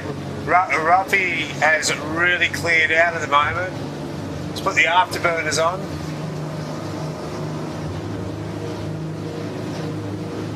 I think just in front, is that the Modern Concepts? Is that Imagine's signage in front there? Looks like it, doesn't it? In on the shore, just in front of Modern Concepts. I don't know if Modern Concepts have had an issue, but SK Electrical, they're not far off the back of them now, either. Ruffy to me looks like he's got a 400 metre lead at least. They've done very well there, the SK Electrical.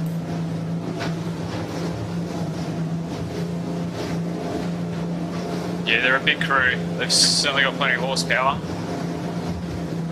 Nicely trimmed there. Well, big runway here, isn't it, for the bigger boys to get the boat moving. I'll be interested to see actually on the next one back. I reckon the SK Electrical might even cross the Modern Concepts.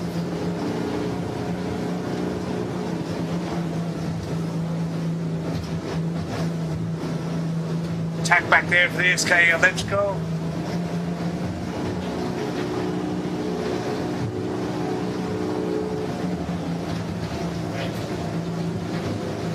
I can imagine signage second on course now. He's probably 200 metres in front of Modern Concepts.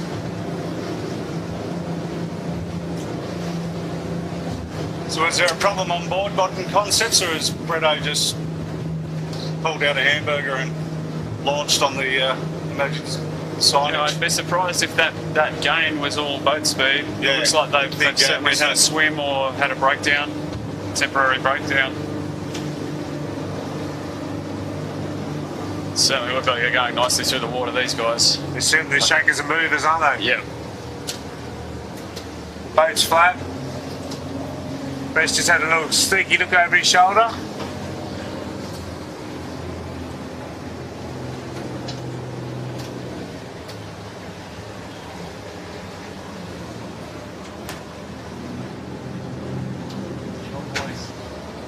And it's the Cybertech group currently running second in the 13s. Maybe be pleased with that. They would be. I think they'd be hoping to use their leverage to their advantage here and try and pull the EBIX in a little bit. The EBIX have got a pretty healthy lead at the moment. Well, the cash on offer is certainly an incentive, isn't it? Yep.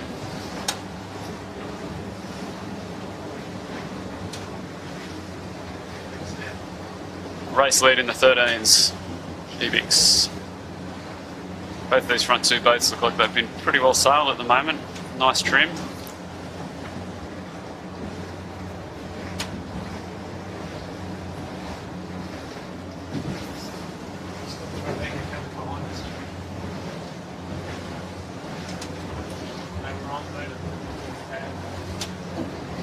There's the burden.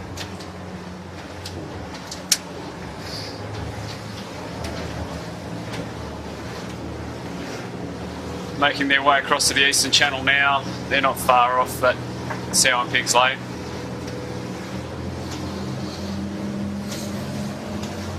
At least Kobe's doing what I told him to do. Yeah. Yeah, I've showed him how to do the tacks as well, so he's nice and slow through the boat. You had a count of 5, didn't you? 1, 2, 3. Oh, they stopped the count after a while, mate. I took that long to get through the boat.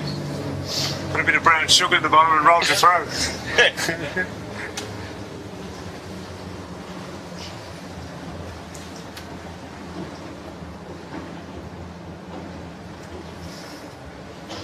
Yeah, they're nice and flat there, aren't they? Yeah, they found a nice patch of flat water here too, but the boat's, yeah, beautifully trimmed.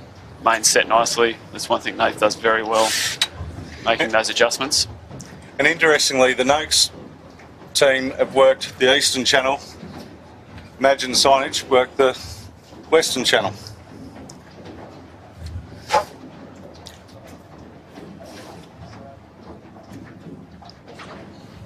And there's right off in the background of that shot, you can see Moon and Yachts. That's how much of a lead they've got. Yeah, Imagine's got a little bit of gauge off their hip, but Moon are a long way advanced.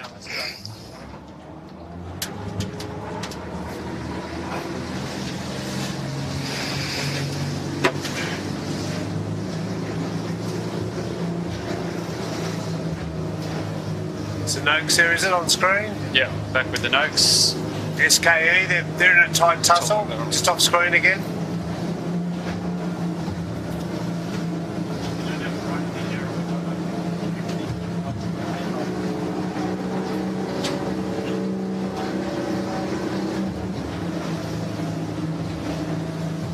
There we Tell go, the other guys to get on their boat.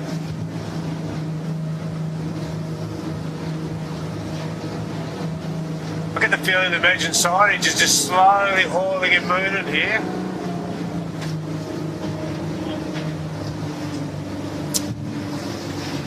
It's Plonk. Probably sitting currently in third in the 13s. I thought they had a bit of trouble around that bottom mark, so gave away a little bit of time.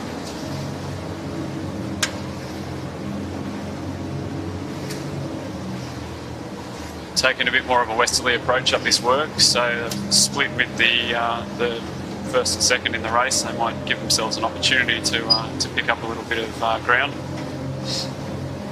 I think Imagine Signage, they fancy their chances here still. They're definitely reeling in the Moon, and now this is as close as they've been. They've got the afterburners on. Yeah, probably five minutes ago, I'd say they had a 400 metre lead. Looks like they've cut it down to about half of that now. Enough. Ruffy's gone for a nervous tack here. Yeah, nervous enough to put a little loose cover on at the moment.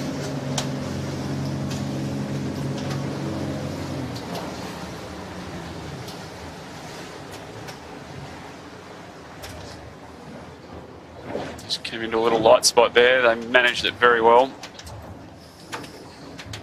Just a bit of clarity about sour pigs. Have they got to stay to the east? The sour pigs coming back uphill as well? Absolutely, Steve. So sour pigs is a mark of the course. There's Noakes Blue. That's a young Ryan Ewing, so from St George. Just heard from the maestro himself, Lee Napton. Any big rigs out here? Unfortunately, Napo, no, there's not, brother. So you wouldn't want it either. Not now. Be pretty ugly out here, even for you, Lee.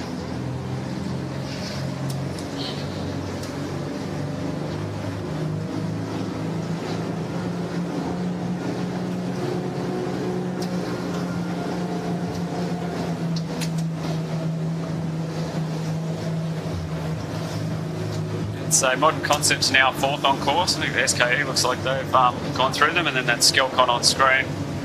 Bacon Brothers just working their way forward through the fleet now. So they're just at the western pole light there, working their way up. Just off Clifton Gardens for those people that have a map in front of them.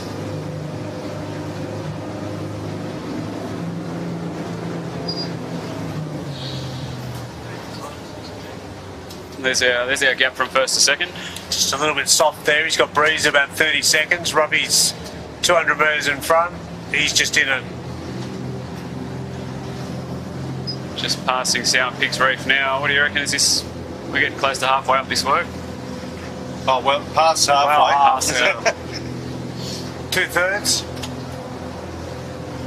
Still a fair bit of sailing to go. So now these guys are around Sound Pigs. Their next mark is up in Little Manly Cove. So then back down here for a port rounder around the Sound Pigs and a work to the finish. The 13s, they're punching all the way to the finish. Imagine looks very comfortable there. The boys are just locked in. Brett's not working too much sheet. Small handful.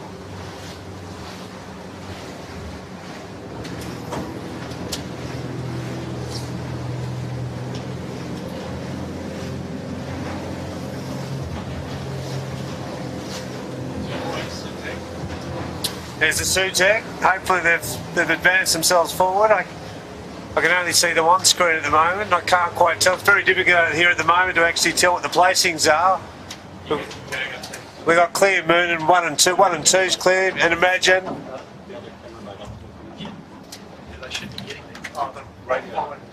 They look nice through the water there too. Good trim. Cigar in the background. And there's the leader. Let's just tack back under a ferry there. It's not going to help his cause. He's starting to get a bit of lump around the racetrack now. It's going to be quite interesting when they come back downhill through this section. You probably think that with Brett in the middle there, they'll probably move through the lump a little bit better, imagine signing too. So I wouldn't be surprised to see them close the gap.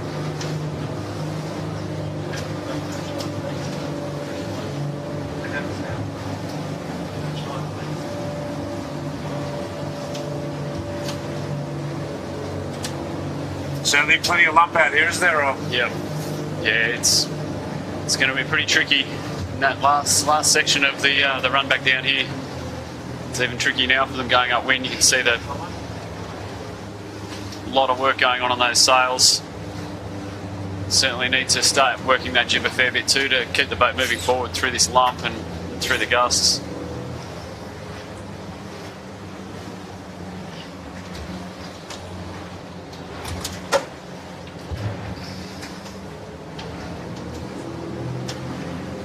And the question is, do you make a run over towards Middle Harbour there and try and get out the lump a little bit? Keep bashing back over towards the heads and you're going to stay on it for a lot longer period of time. Yeah, I think traditionally we try and hit that dog rod point, don't we? So I'd expect them to be taking a fairly low road out of here. And for the Typhoon fans, they're on their way home. Just going past them off Middle Head, so they've retired from the race.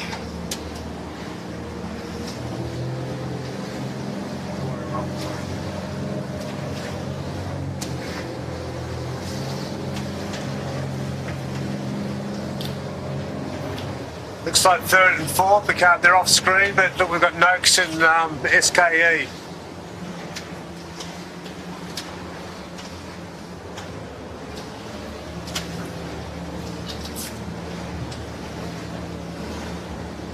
That skiff you can see in the background, there's Typhoon heading home. They are not in our race.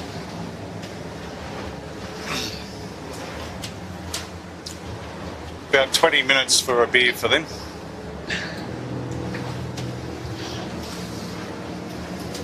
Depends if Ed decides to help de-rig or not, I guess, doesn't it? He doesn't know how to rig it, so he won't know how to Well, Wes will be unrig there it. by himself for an hour.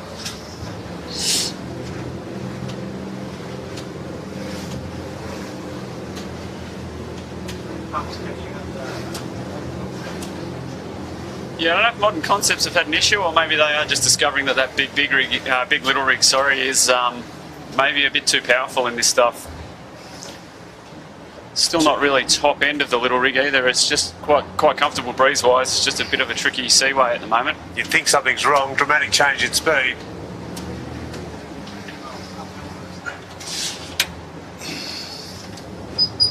And we've got Imagine Siren coming back towards Moonan. Probably taking a bit more of a gap out of them there. Yeah, closing very closer. slowly. Nice shot there, both on screen.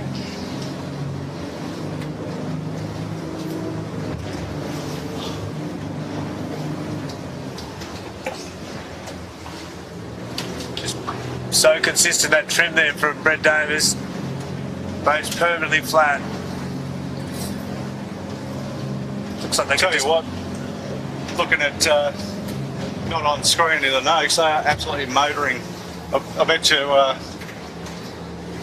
Pete Mackey would be wishing the top mark was up in Pittwater because he'd have the lead, I reckon, by the time he gets to him. There's some pretty pumped up boys out here, I'd say. Just talking about that big racetrack all the way from the bottom of the harbour up to the top there. Lots of room to get that boat going, get in the groove.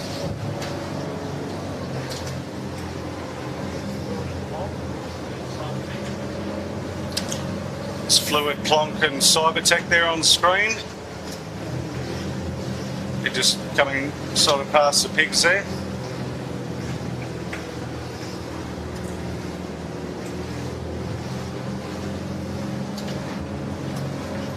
Leaders have really gapped out, haven't they?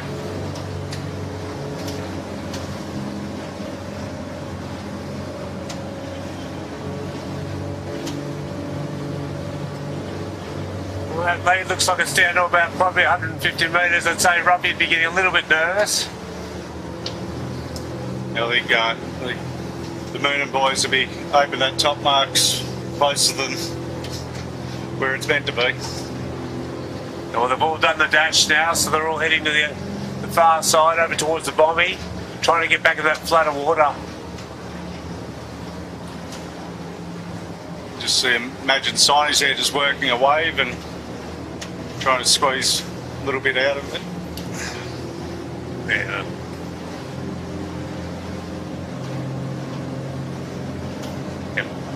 Again, as I was saying before, Brett's working hardly any sheet there at the moment.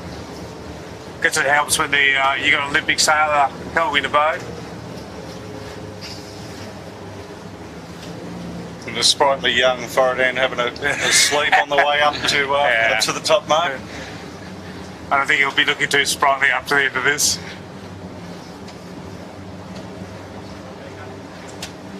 Tribeca, just so that location is roughly right where the channel clearance marker is at divider is at South Head, so they're actually getting along very well. So Racing have jumped back up there. There's certainly some gains coming from behind, isn't there?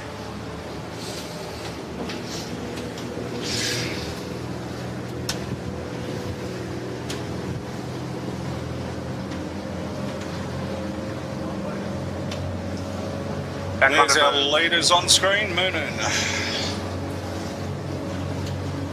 Yeah, he'll be well pleased to get back into some familiar territory here.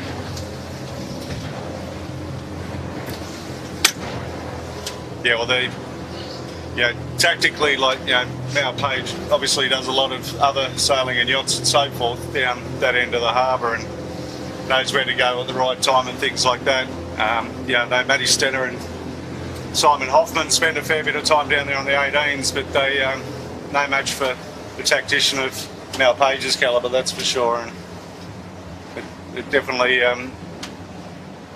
the gap's closed, but... Saw the botany pass. Yep, be a nervous time for the Moonan boys for...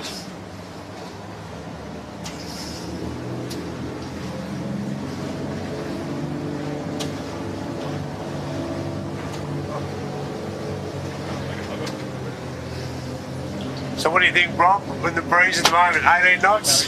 Yeah, it's just a really comfy little rig right now. Not over the top. Don't think they'll have too much trouble coming back downwind. It'll just be the lump as they get around Sow and Pigs. Might be a bit of a challenge, but yeah, certainly a pretty comfy breeze now. Nice flat water that they found themselves in back on the traditional northeast racetrack at Manly.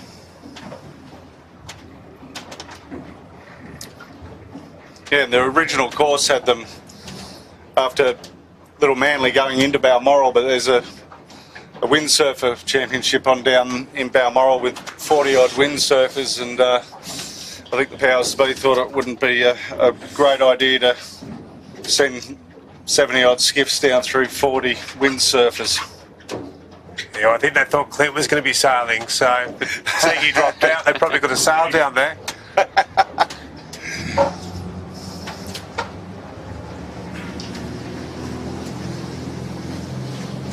There's the plonk again. Yeah, very familiar territory. So all the Manly guys will be well pleased getting back in here. A bit more far more consistent in the seaway. And third on course is SKE Electrical, sorry Steve, in those 16s.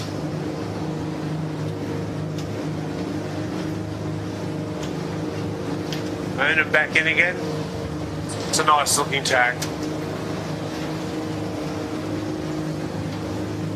Matty Stenner gets through the boat on the sheet like he's like a bowman. Quick, to the point. I taught him, I showed him how to do that, Steve. Not tying his shoelaces up in the middle of the boat. You taught him, did you, Jimmy? Yeah, one time he came out and had to sail with us. I think it was Kids Swap Day or something. Yeah. That's when I showed him how it's meant to be done. I'll have to ask him more about that when I get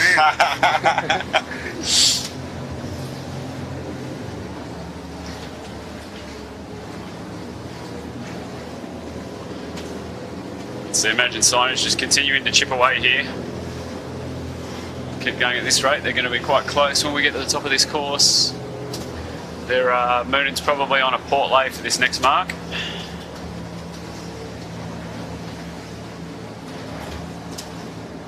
Moonan just slowing up. They've got a yacht that they're trying to avoid. There it is. Like, even though Moonan yachts had right away, sometimes a better option when, especially yachts and that are around, is to sort of stall it up a little bit and let the obstruction go out of the way. So it's got Moonan. It's probably 500 metres from the top mark. He's not on lay though, from the looks of things. So they've got another couple of tacks.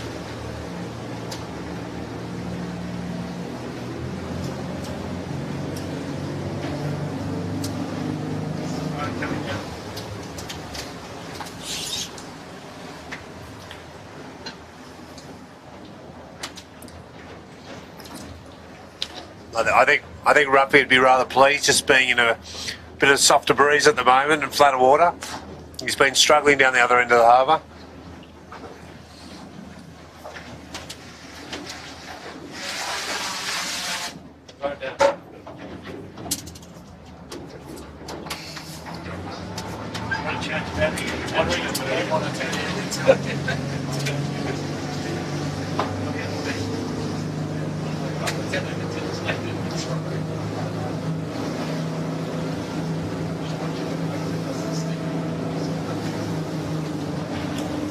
Who's your money on from this point out, Lisa? Oh. I don't know, the way Imagine's moving, I wouldn't be surprised to see them go through them. Be interesting downhill. I think if they've got the gap that they do now at the bottom mark, Imagine will probably end up getting through them.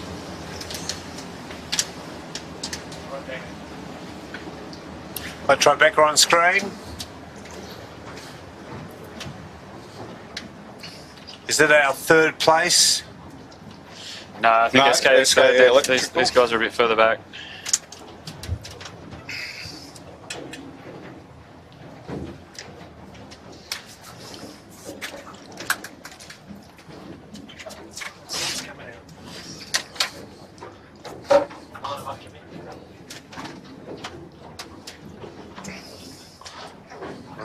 So there's Moonan for first round. We've got Imagine signing, not more than 50 metres away. He has got a yacht here. He's going to have a few challenges. Big challenges. There'll be some yelling and screaming. He's got the bear away to go as well. So I'm not quite sure he's either going to have to stall it out here. He's going to go straight over the top. Oh, this is not going to be... That's tight. That's very tight. Doesn't get much tighter than that is. Nah.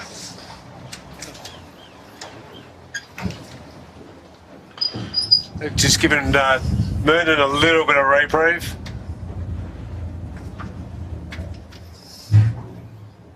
Got SKE coming up. We can't see them on screen yet. He's just a leeward of the mark. We've got Imagine again.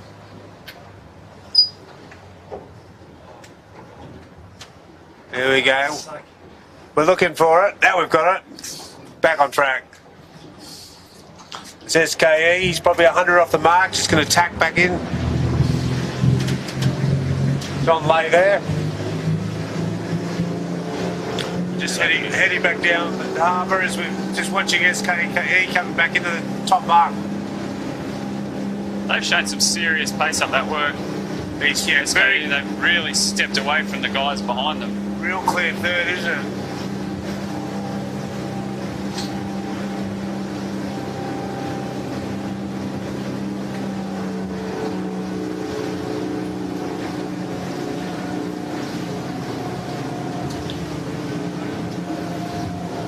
Typhoon.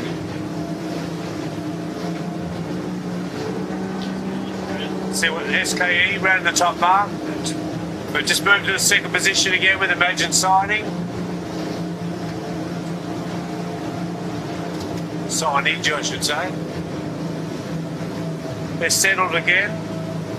Still heading down towards Middle Harbour. Ruppy has, or Moonan Yachts has jived off.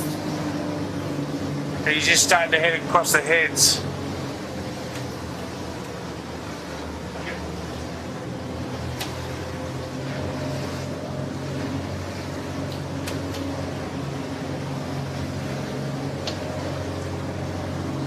It's got some of the chasing pack, which is coming through, so goes Sail Racing heading.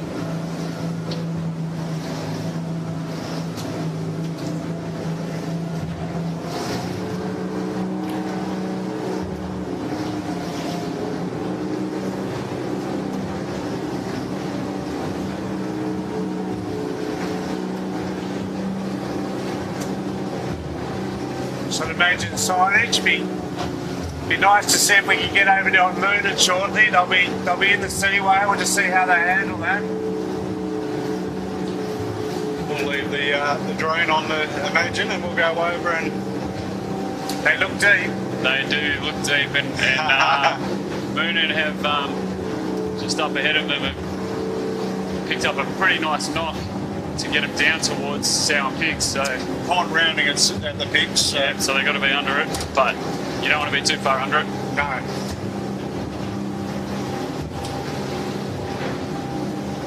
Yeah, Moonan looks very comfortable at the moment.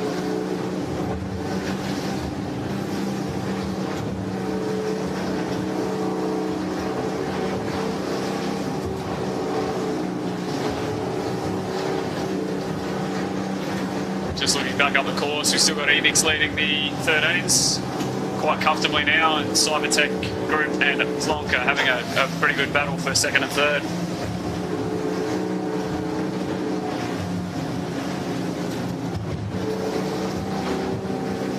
Just working our way down, see a few of the back markers. It's got to be nice, Steve. They're called chasing pack. Oh, is that what they're called, are they? Yeah, not back markers. I've got to get a bit more modern, don't I? Like it's about being PC. Oh, we know. I read it in a manual once.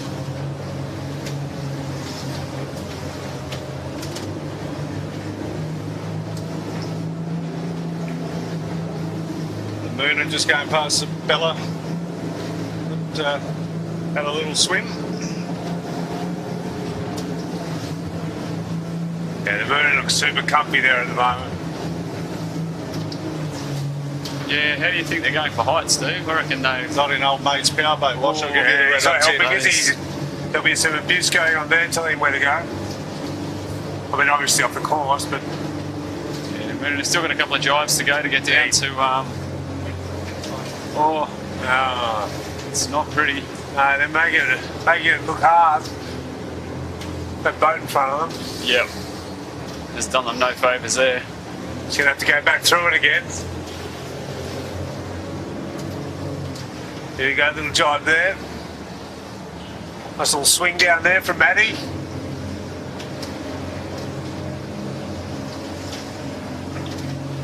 We're going to have an interesting cross coming up here. Imagine signage are coming down with heaps of pressure. They might be slightly low on Sound Pig, so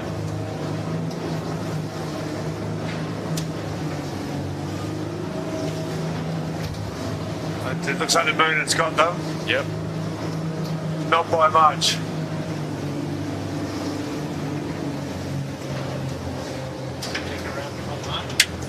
Suchek coming around the top mark. Nice little set from the boys.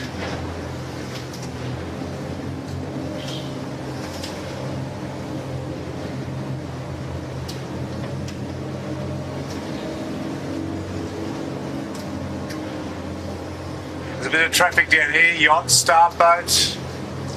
Yeah, this is the Middle Harbour Adams 10 start line. Middle Harbour Yacht Clubs. There's the moon, and he's going to have to think about one very shortly. Here he goes.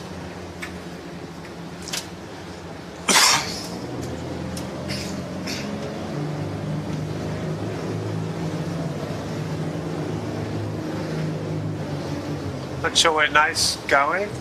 Port rounding.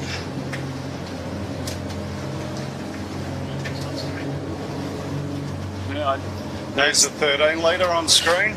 I'm not sure where Nathan's going here. He's Nathan about to get just- himself on the wrong side of the Sound Pigs reef here. He's definitely not getting around that north market from where he is. No,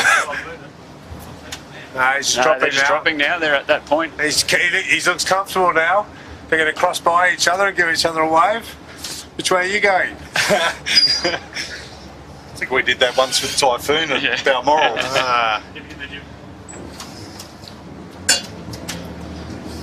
Well, And isn't this a... It's going to be quite an awkward encounter, really, Well, isn't is it? it? Well, it's, yeah. Especially for the gold medalist there. Port rounding is what I was Port told. rounding. Yep. You don't get Oh, to choose which way you go. Wonder if he's going to tell him. Yeah, a little bit of Yeah, conversation they going are. on. I think the chat's happened. Well, it's going to take them out of the equation.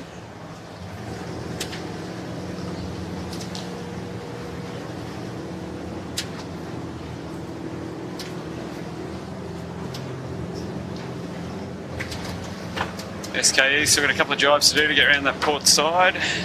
That's pretty disappointing, really, isn't it?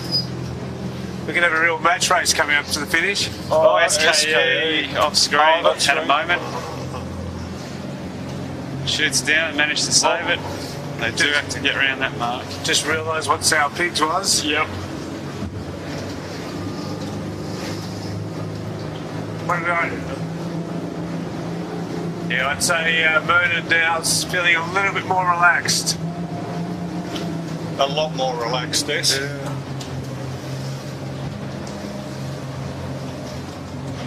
There's the SKE, just having a little breather with the 2-sail.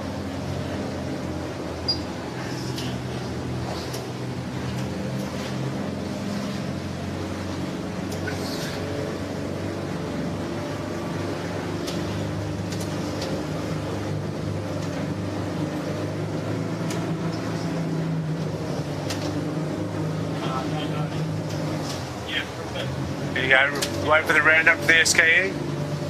There they go, laying on.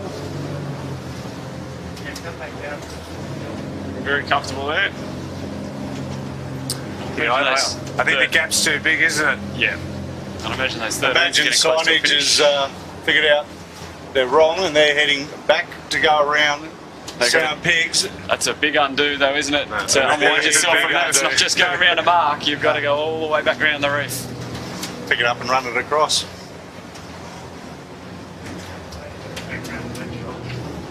Yeah, so that's your race lead in the background, Moonan.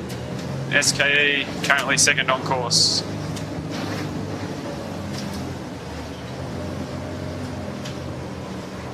Well, it'll be interesting anyway. We'll get a far better gauge on the boat speed of SKE here now. He's in the picture with Moonan. Got the red pumps there. He's coming down towards South Pigs. Probably going to round it. He's about 200 before he rounds it.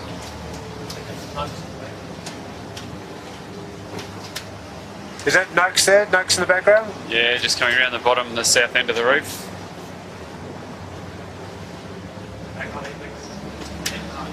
Ebix 13 on their way to the finish line now. Not too much sailing to go.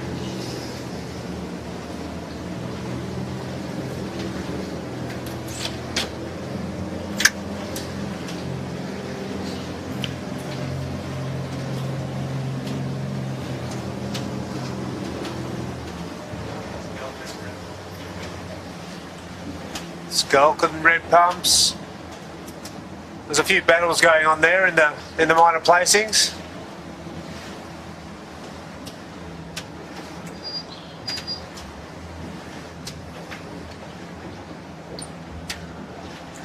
It's a beautiful shot from above.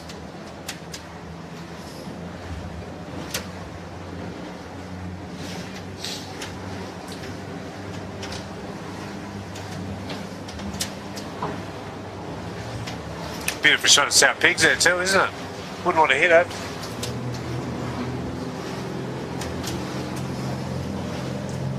Been a few over time I've hit it, Steve-o. What's that, sorry, Jimmy? There's been a few over a period of time that have hit it. They have, haven't they?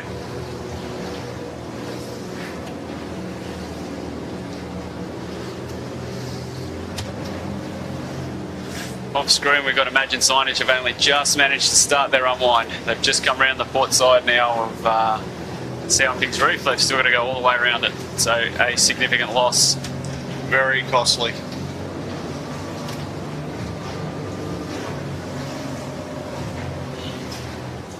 SKE Electrical have actually picked up a little bit of a slant here compared to Moonan it's Moonan in the background. That shot slightly down. Boys look very comfortable there too.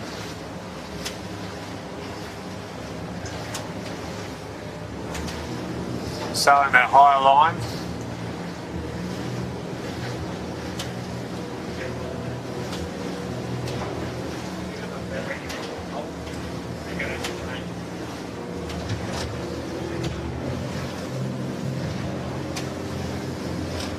So barring gear failure, it looks like my money's safe. Yeah.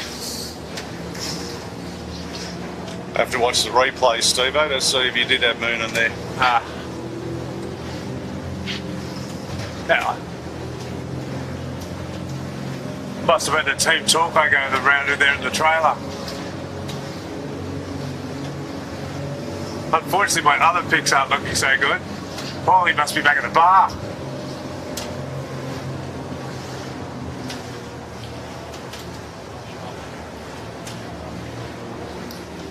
Be interested to find out about the modern concepts, won't it, though? Whether it's just the size of the rig or whether it's had some issues, because they went backwards very quickly. Yep.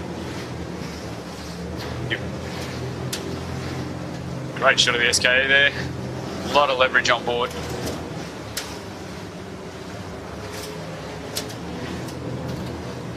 Boys do a beautiful job on the drones there.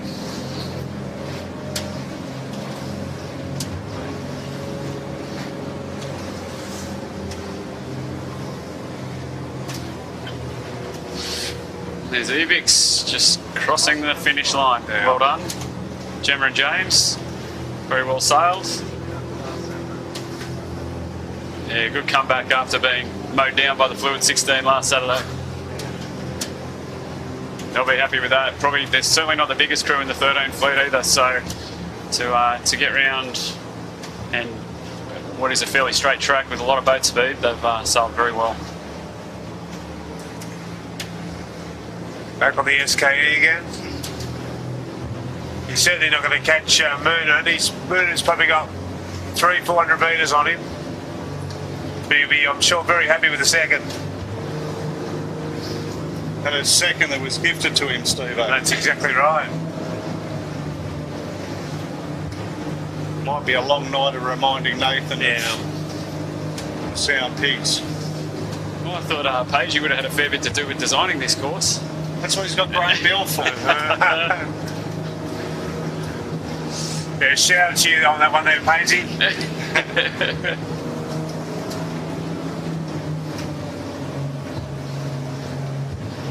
There'll be plenty of sailors taking great pleasure in that this evening.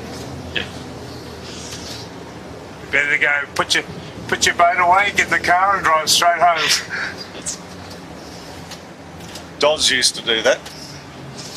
He didn't put the boat away, no, He just didn't put the boat away, he just left. Is he watching or is he out selling real estate? There's the fireball heading down to the Sound Pigs last time.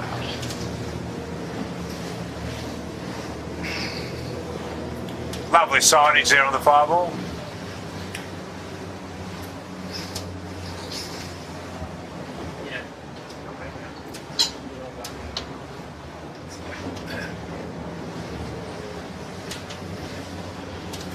Yeah, I'm sure it's been a fairly long day out there. The boys will be looking forward to a Gatorade after the race.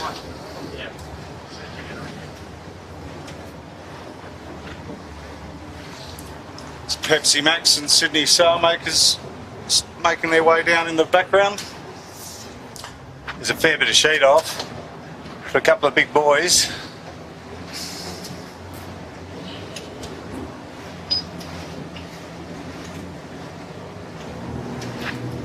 See Banjo just swinging off the Vang and the Cunningham there. It's looking pretty comfortable now.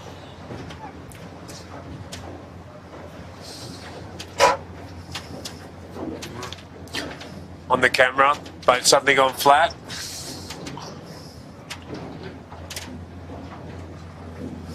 Geez, he's come up a long way though on the Moonan. Doesn't he carry great height across there? Whether it's There's Plonk on screen. We think like he's second. Likely Cunningham second. Looks like they got through the Cyber 2 group up that last bit of the work. Good result.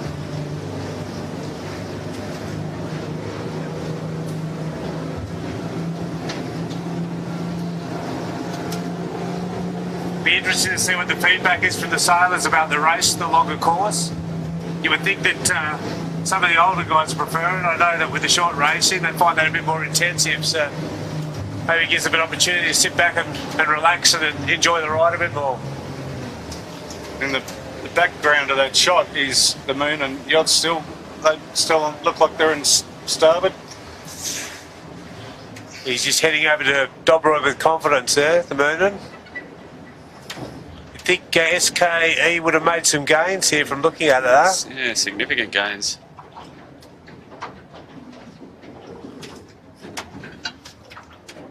Keep talking.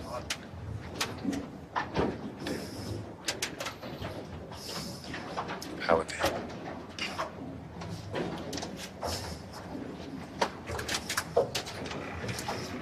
Looks a lot closer than you think, doesn't it? Jesus. Yeah, I think they've made a significant. He's just shifted. Really pulled a lot out of Moonen here. You wouldn't think you'd cross him. There's no way you I don't think he's going to cross him, but he's certainly going to be close to him. And you can see the little mane on that SKE is working beautifully. Back onto Cybertech Group. Kobe and Theo. Don't know if they've had a swim or look like they've given up a lot of ground to plonk in the last bit of that work, but It was just the part of the harbour that you gave them the advice on, Rob. yeah, it was. I'm sure that'll be my fault too. Jesus. No, good on them. It's a good race for them. They'll be very happy. Got no bang, so maybe that's cost them a Maybe little that's bit. what it was. Might have had a breakdown. Nonetheless, good result. Good result. They'll be happy with third. Any podium finish. The human vein. Moonen have given up a huge amount of ground to SKE there, and as a result, they're going to have to put a pretty tight cover on the last bit of this work. Yeah, from what was a significant lead of 300-400 metres, we're probably down to probably 80 metres or something now. It's that SKE on that, just worked the inside, worked the east there. They're up about 15 degrees on Moonen. It looks like Robbie took his eyes off the ball and just sailed off into the wilderness. Guess who's getting the 7 o'clock phone call tomorrow morning?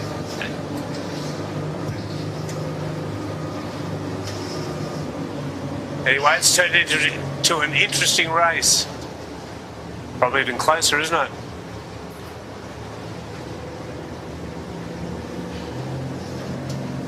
It's a great shot. You can see two very different profiles in those mains.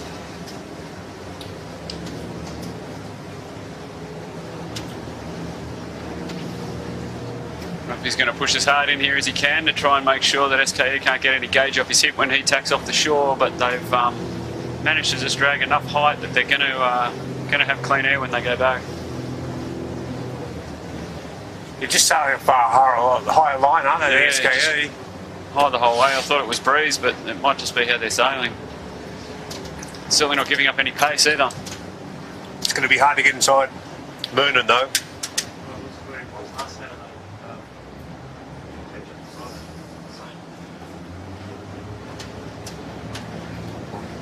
He'll be aiming just to climb up inside him here.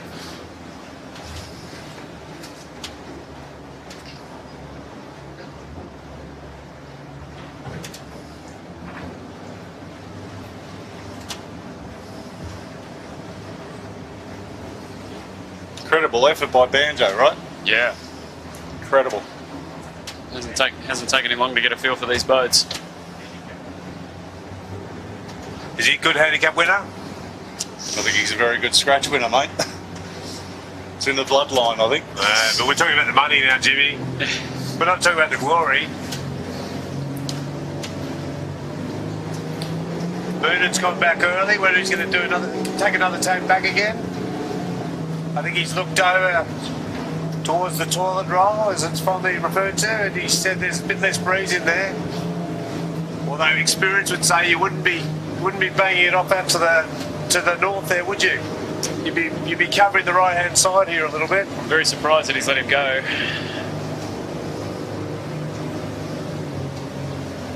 I'll be quite nervous. Moonen's coming back now.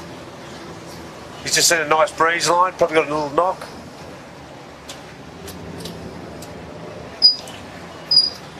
The SK have just gone slightly before that one, I think. Yeah, Moonen's picked himself a nice shift up through there. He's got breeze all the way across, at least for the next minute.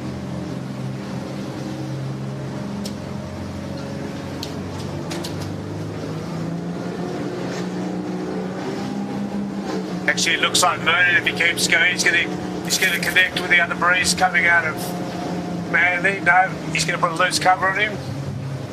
Putting a very loose, very tight cover. Just slapped him in the face. That's how you're going to do it from here. It's not too many tacks left in this one, so don't want to give them any gauge. SKE's just tacked back again. He's just dropped off the speed a little bit.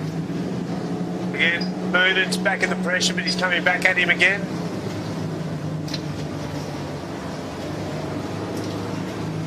Breeze looks like it's all over in the right here, so it's going to be very hard for the SKE to do anything.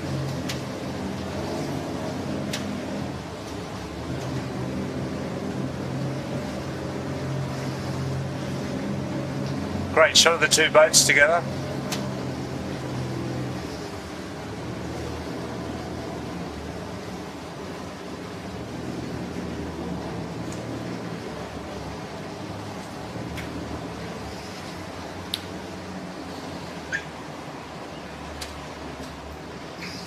The SKE's got their board to the floor. Don't know whether that was the entire race or whether it's just been dropped recently.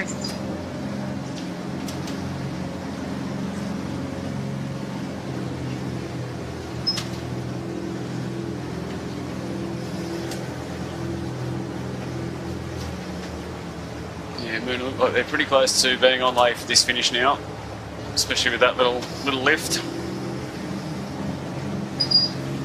Breathing a sigh of relief, I think. Yep.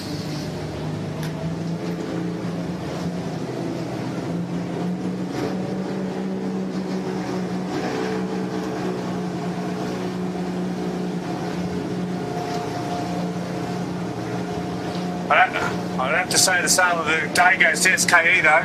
They've certainly come from well from behind.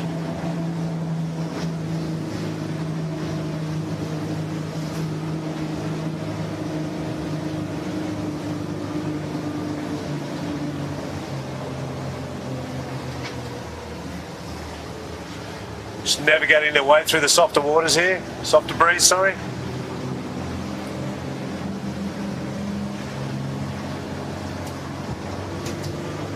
Just in the background, you can actually see the Noakes. They're stuck right up too.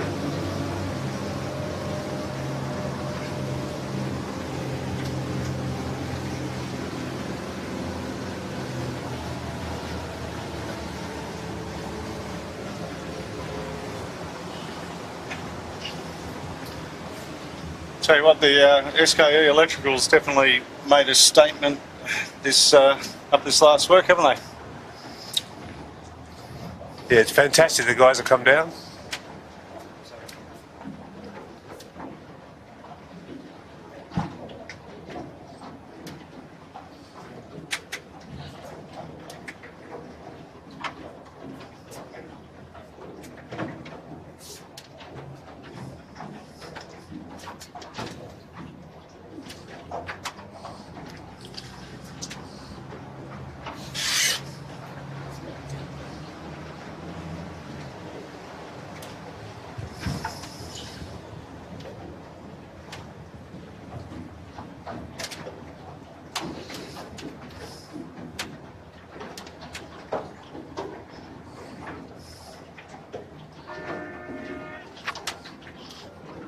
We'll be pretty happy with that in the end. Port Jackson well done to champions. the boys. Yeah, 2023. Matty's pumped. Oh, give us the Cummins. I reckon they could do another lap. Here come SKE Electrical coming across the line next. Not far behind, Bartley Construction in the 13s just crossed. I think they're probably 5th across the line in the 13s. Well done to SKE. Great effort by them. And fantastic comeback.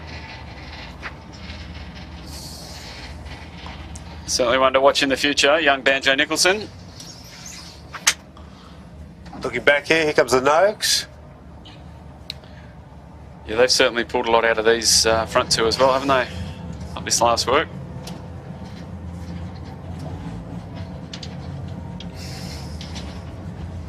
Looking down the course. Is the red pumps or Tagara? Tagara's probably 4th on course now. We've got Skelcon stepped out in front of them. There's the Noakes Noakes. crossing the Noakes line. across the line. Boys will be reasonably happy with that, and Sarah, I should say. Yep. They had a bit of a slow start, so it was gains all day for them.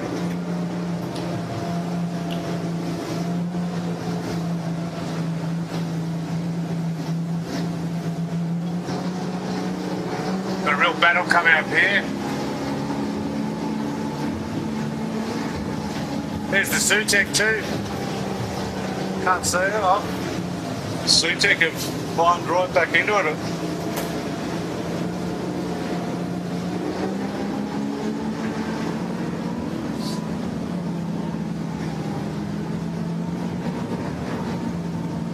There's the Tagara back on screen.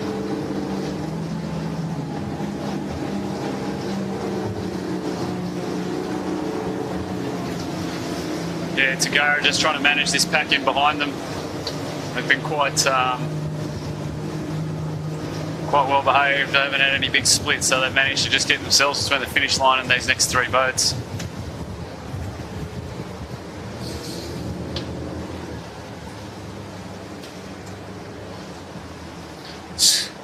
Be Skelton next, it looks like, after Tagara. And then it'd be interesting. Red Pumps, Sutek, and Imagine Signage all having a little bit of a battle here.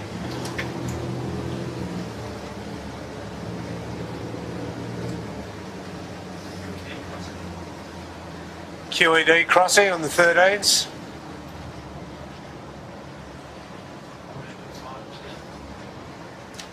Imagine Signage just taking back in next to no breeze. Getting quite tricky here now. There's still a bit of sailing to go. It's going to hurt him. Might give the Sutek a bit of a chance there. And the Red Pumps. Yeah, Red Pumps is coming in with pressure. And Rights. Tagara across the line. So 4th.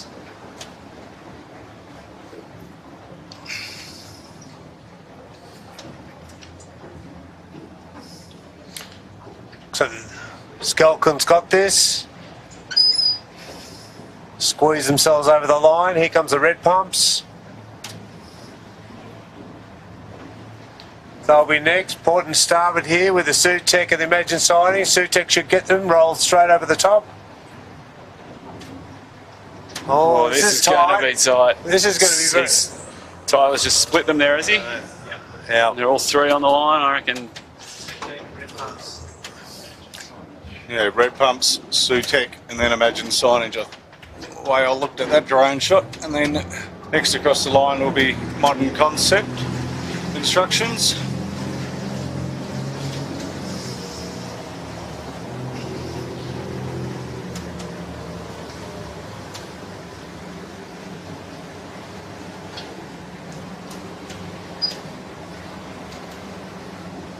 They don't look like they've got any breakages, do they? No. Just taking a little while to get that rig sorted out.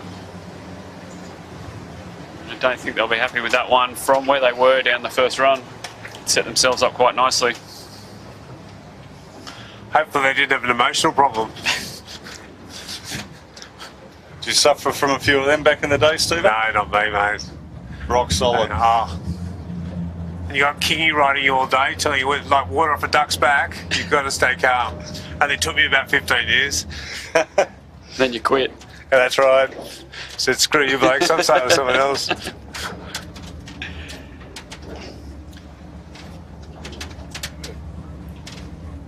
And quit's a strong word too, Rob. Jeez. What do you call me, a quit? There's the big foot bags and covers 13-foot skiff just crossing the line in front of TTR Civil from St George. Made alternative arrangements, is that what you're alluding to? That's exactly right. Just waiting for my comeback. I'll do it when you return then, Rob, and I'll give you a bit of stick on the bottom mark. Sail racing next to cross. Cunningham's. Cunningham's. Paulie will be feeling fresh, I'm sure. I'm sure he'll be wanting to do that all again right away. Yeah. He's still talking. He's always talking. He talks underwater.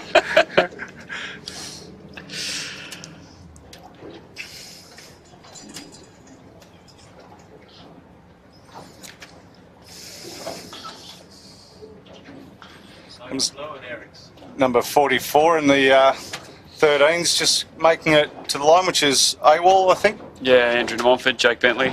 Yep.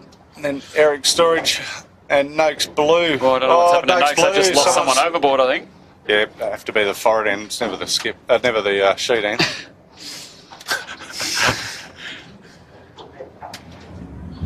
Here comes They want to get a wriggle on in the background. Tribeca's. We've got Tribeca coming in the screen in a second. He'll get there.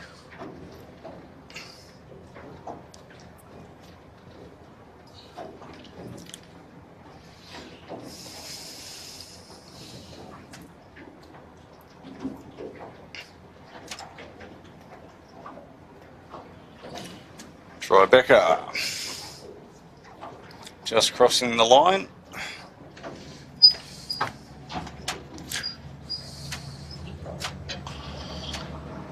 Here's the Imey. They've seen better days.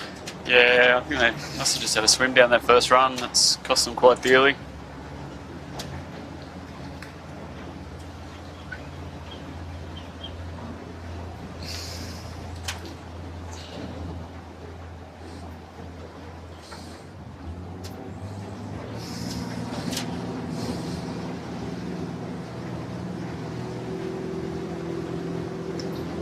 In the 13s, Botany Access and Ronston. On the scaffold.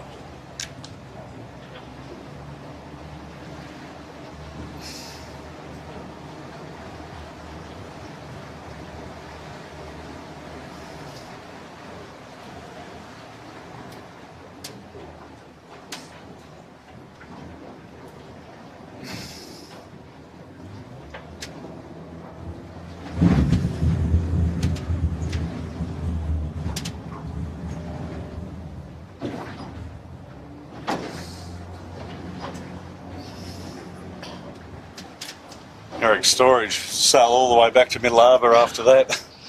Oof.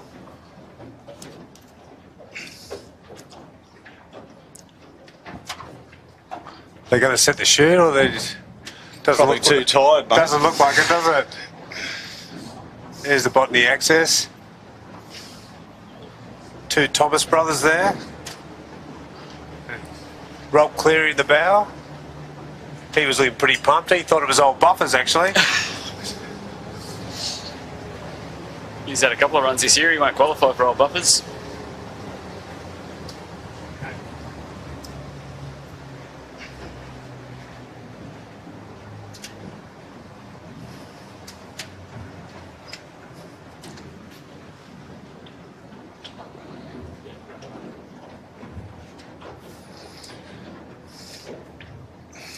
Let's get the Botany Access across the line, and there's a little flurry of other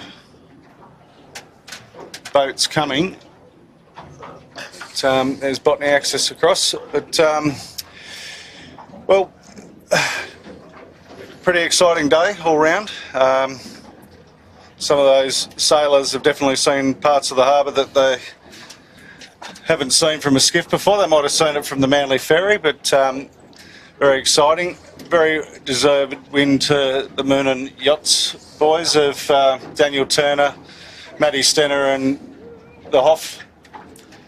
And exceptional fight to the end by SKE Electrical. That was definitely a little bit longer. Could have had a different outcome. So it was definitely a good long battle. There was battles all day down the first run between Modern Concepts and Moonan. Ruffy fought that battle off, and then the next battle became Imagine Signage, and not reading sailing instructions sort of seen the end of that battle, and then SKE Electrical just pulled out all stops up the last work and really brought it home. So well done to the SKE Electrical guys. Rob and Steve, thanks very much for joining us out here for the Port Jackson Championship. It's great to see it back on the map. And yeah, I think we'll wrap up proceedings now. So thanks to all the tech guys back there and on the other boat. Very difficult day to bring this one to you, but we got through it all. So yeah, I think we're back for the next club championship. You're on for that, aren't you, Robbie? Yep, I should be back. Thanks for having me. Good stuff. So I'll put you back on the reserve bench for now, Wes, and we'll see where you come from there. I'll be sailing, mate, so don't worry. You'll be sailing? Someone will be, all right. So no worries. Well, thanks, everyone, and this has been Star Media production for the Manly 16-foot Skiff Club. Thanks, Jimmy.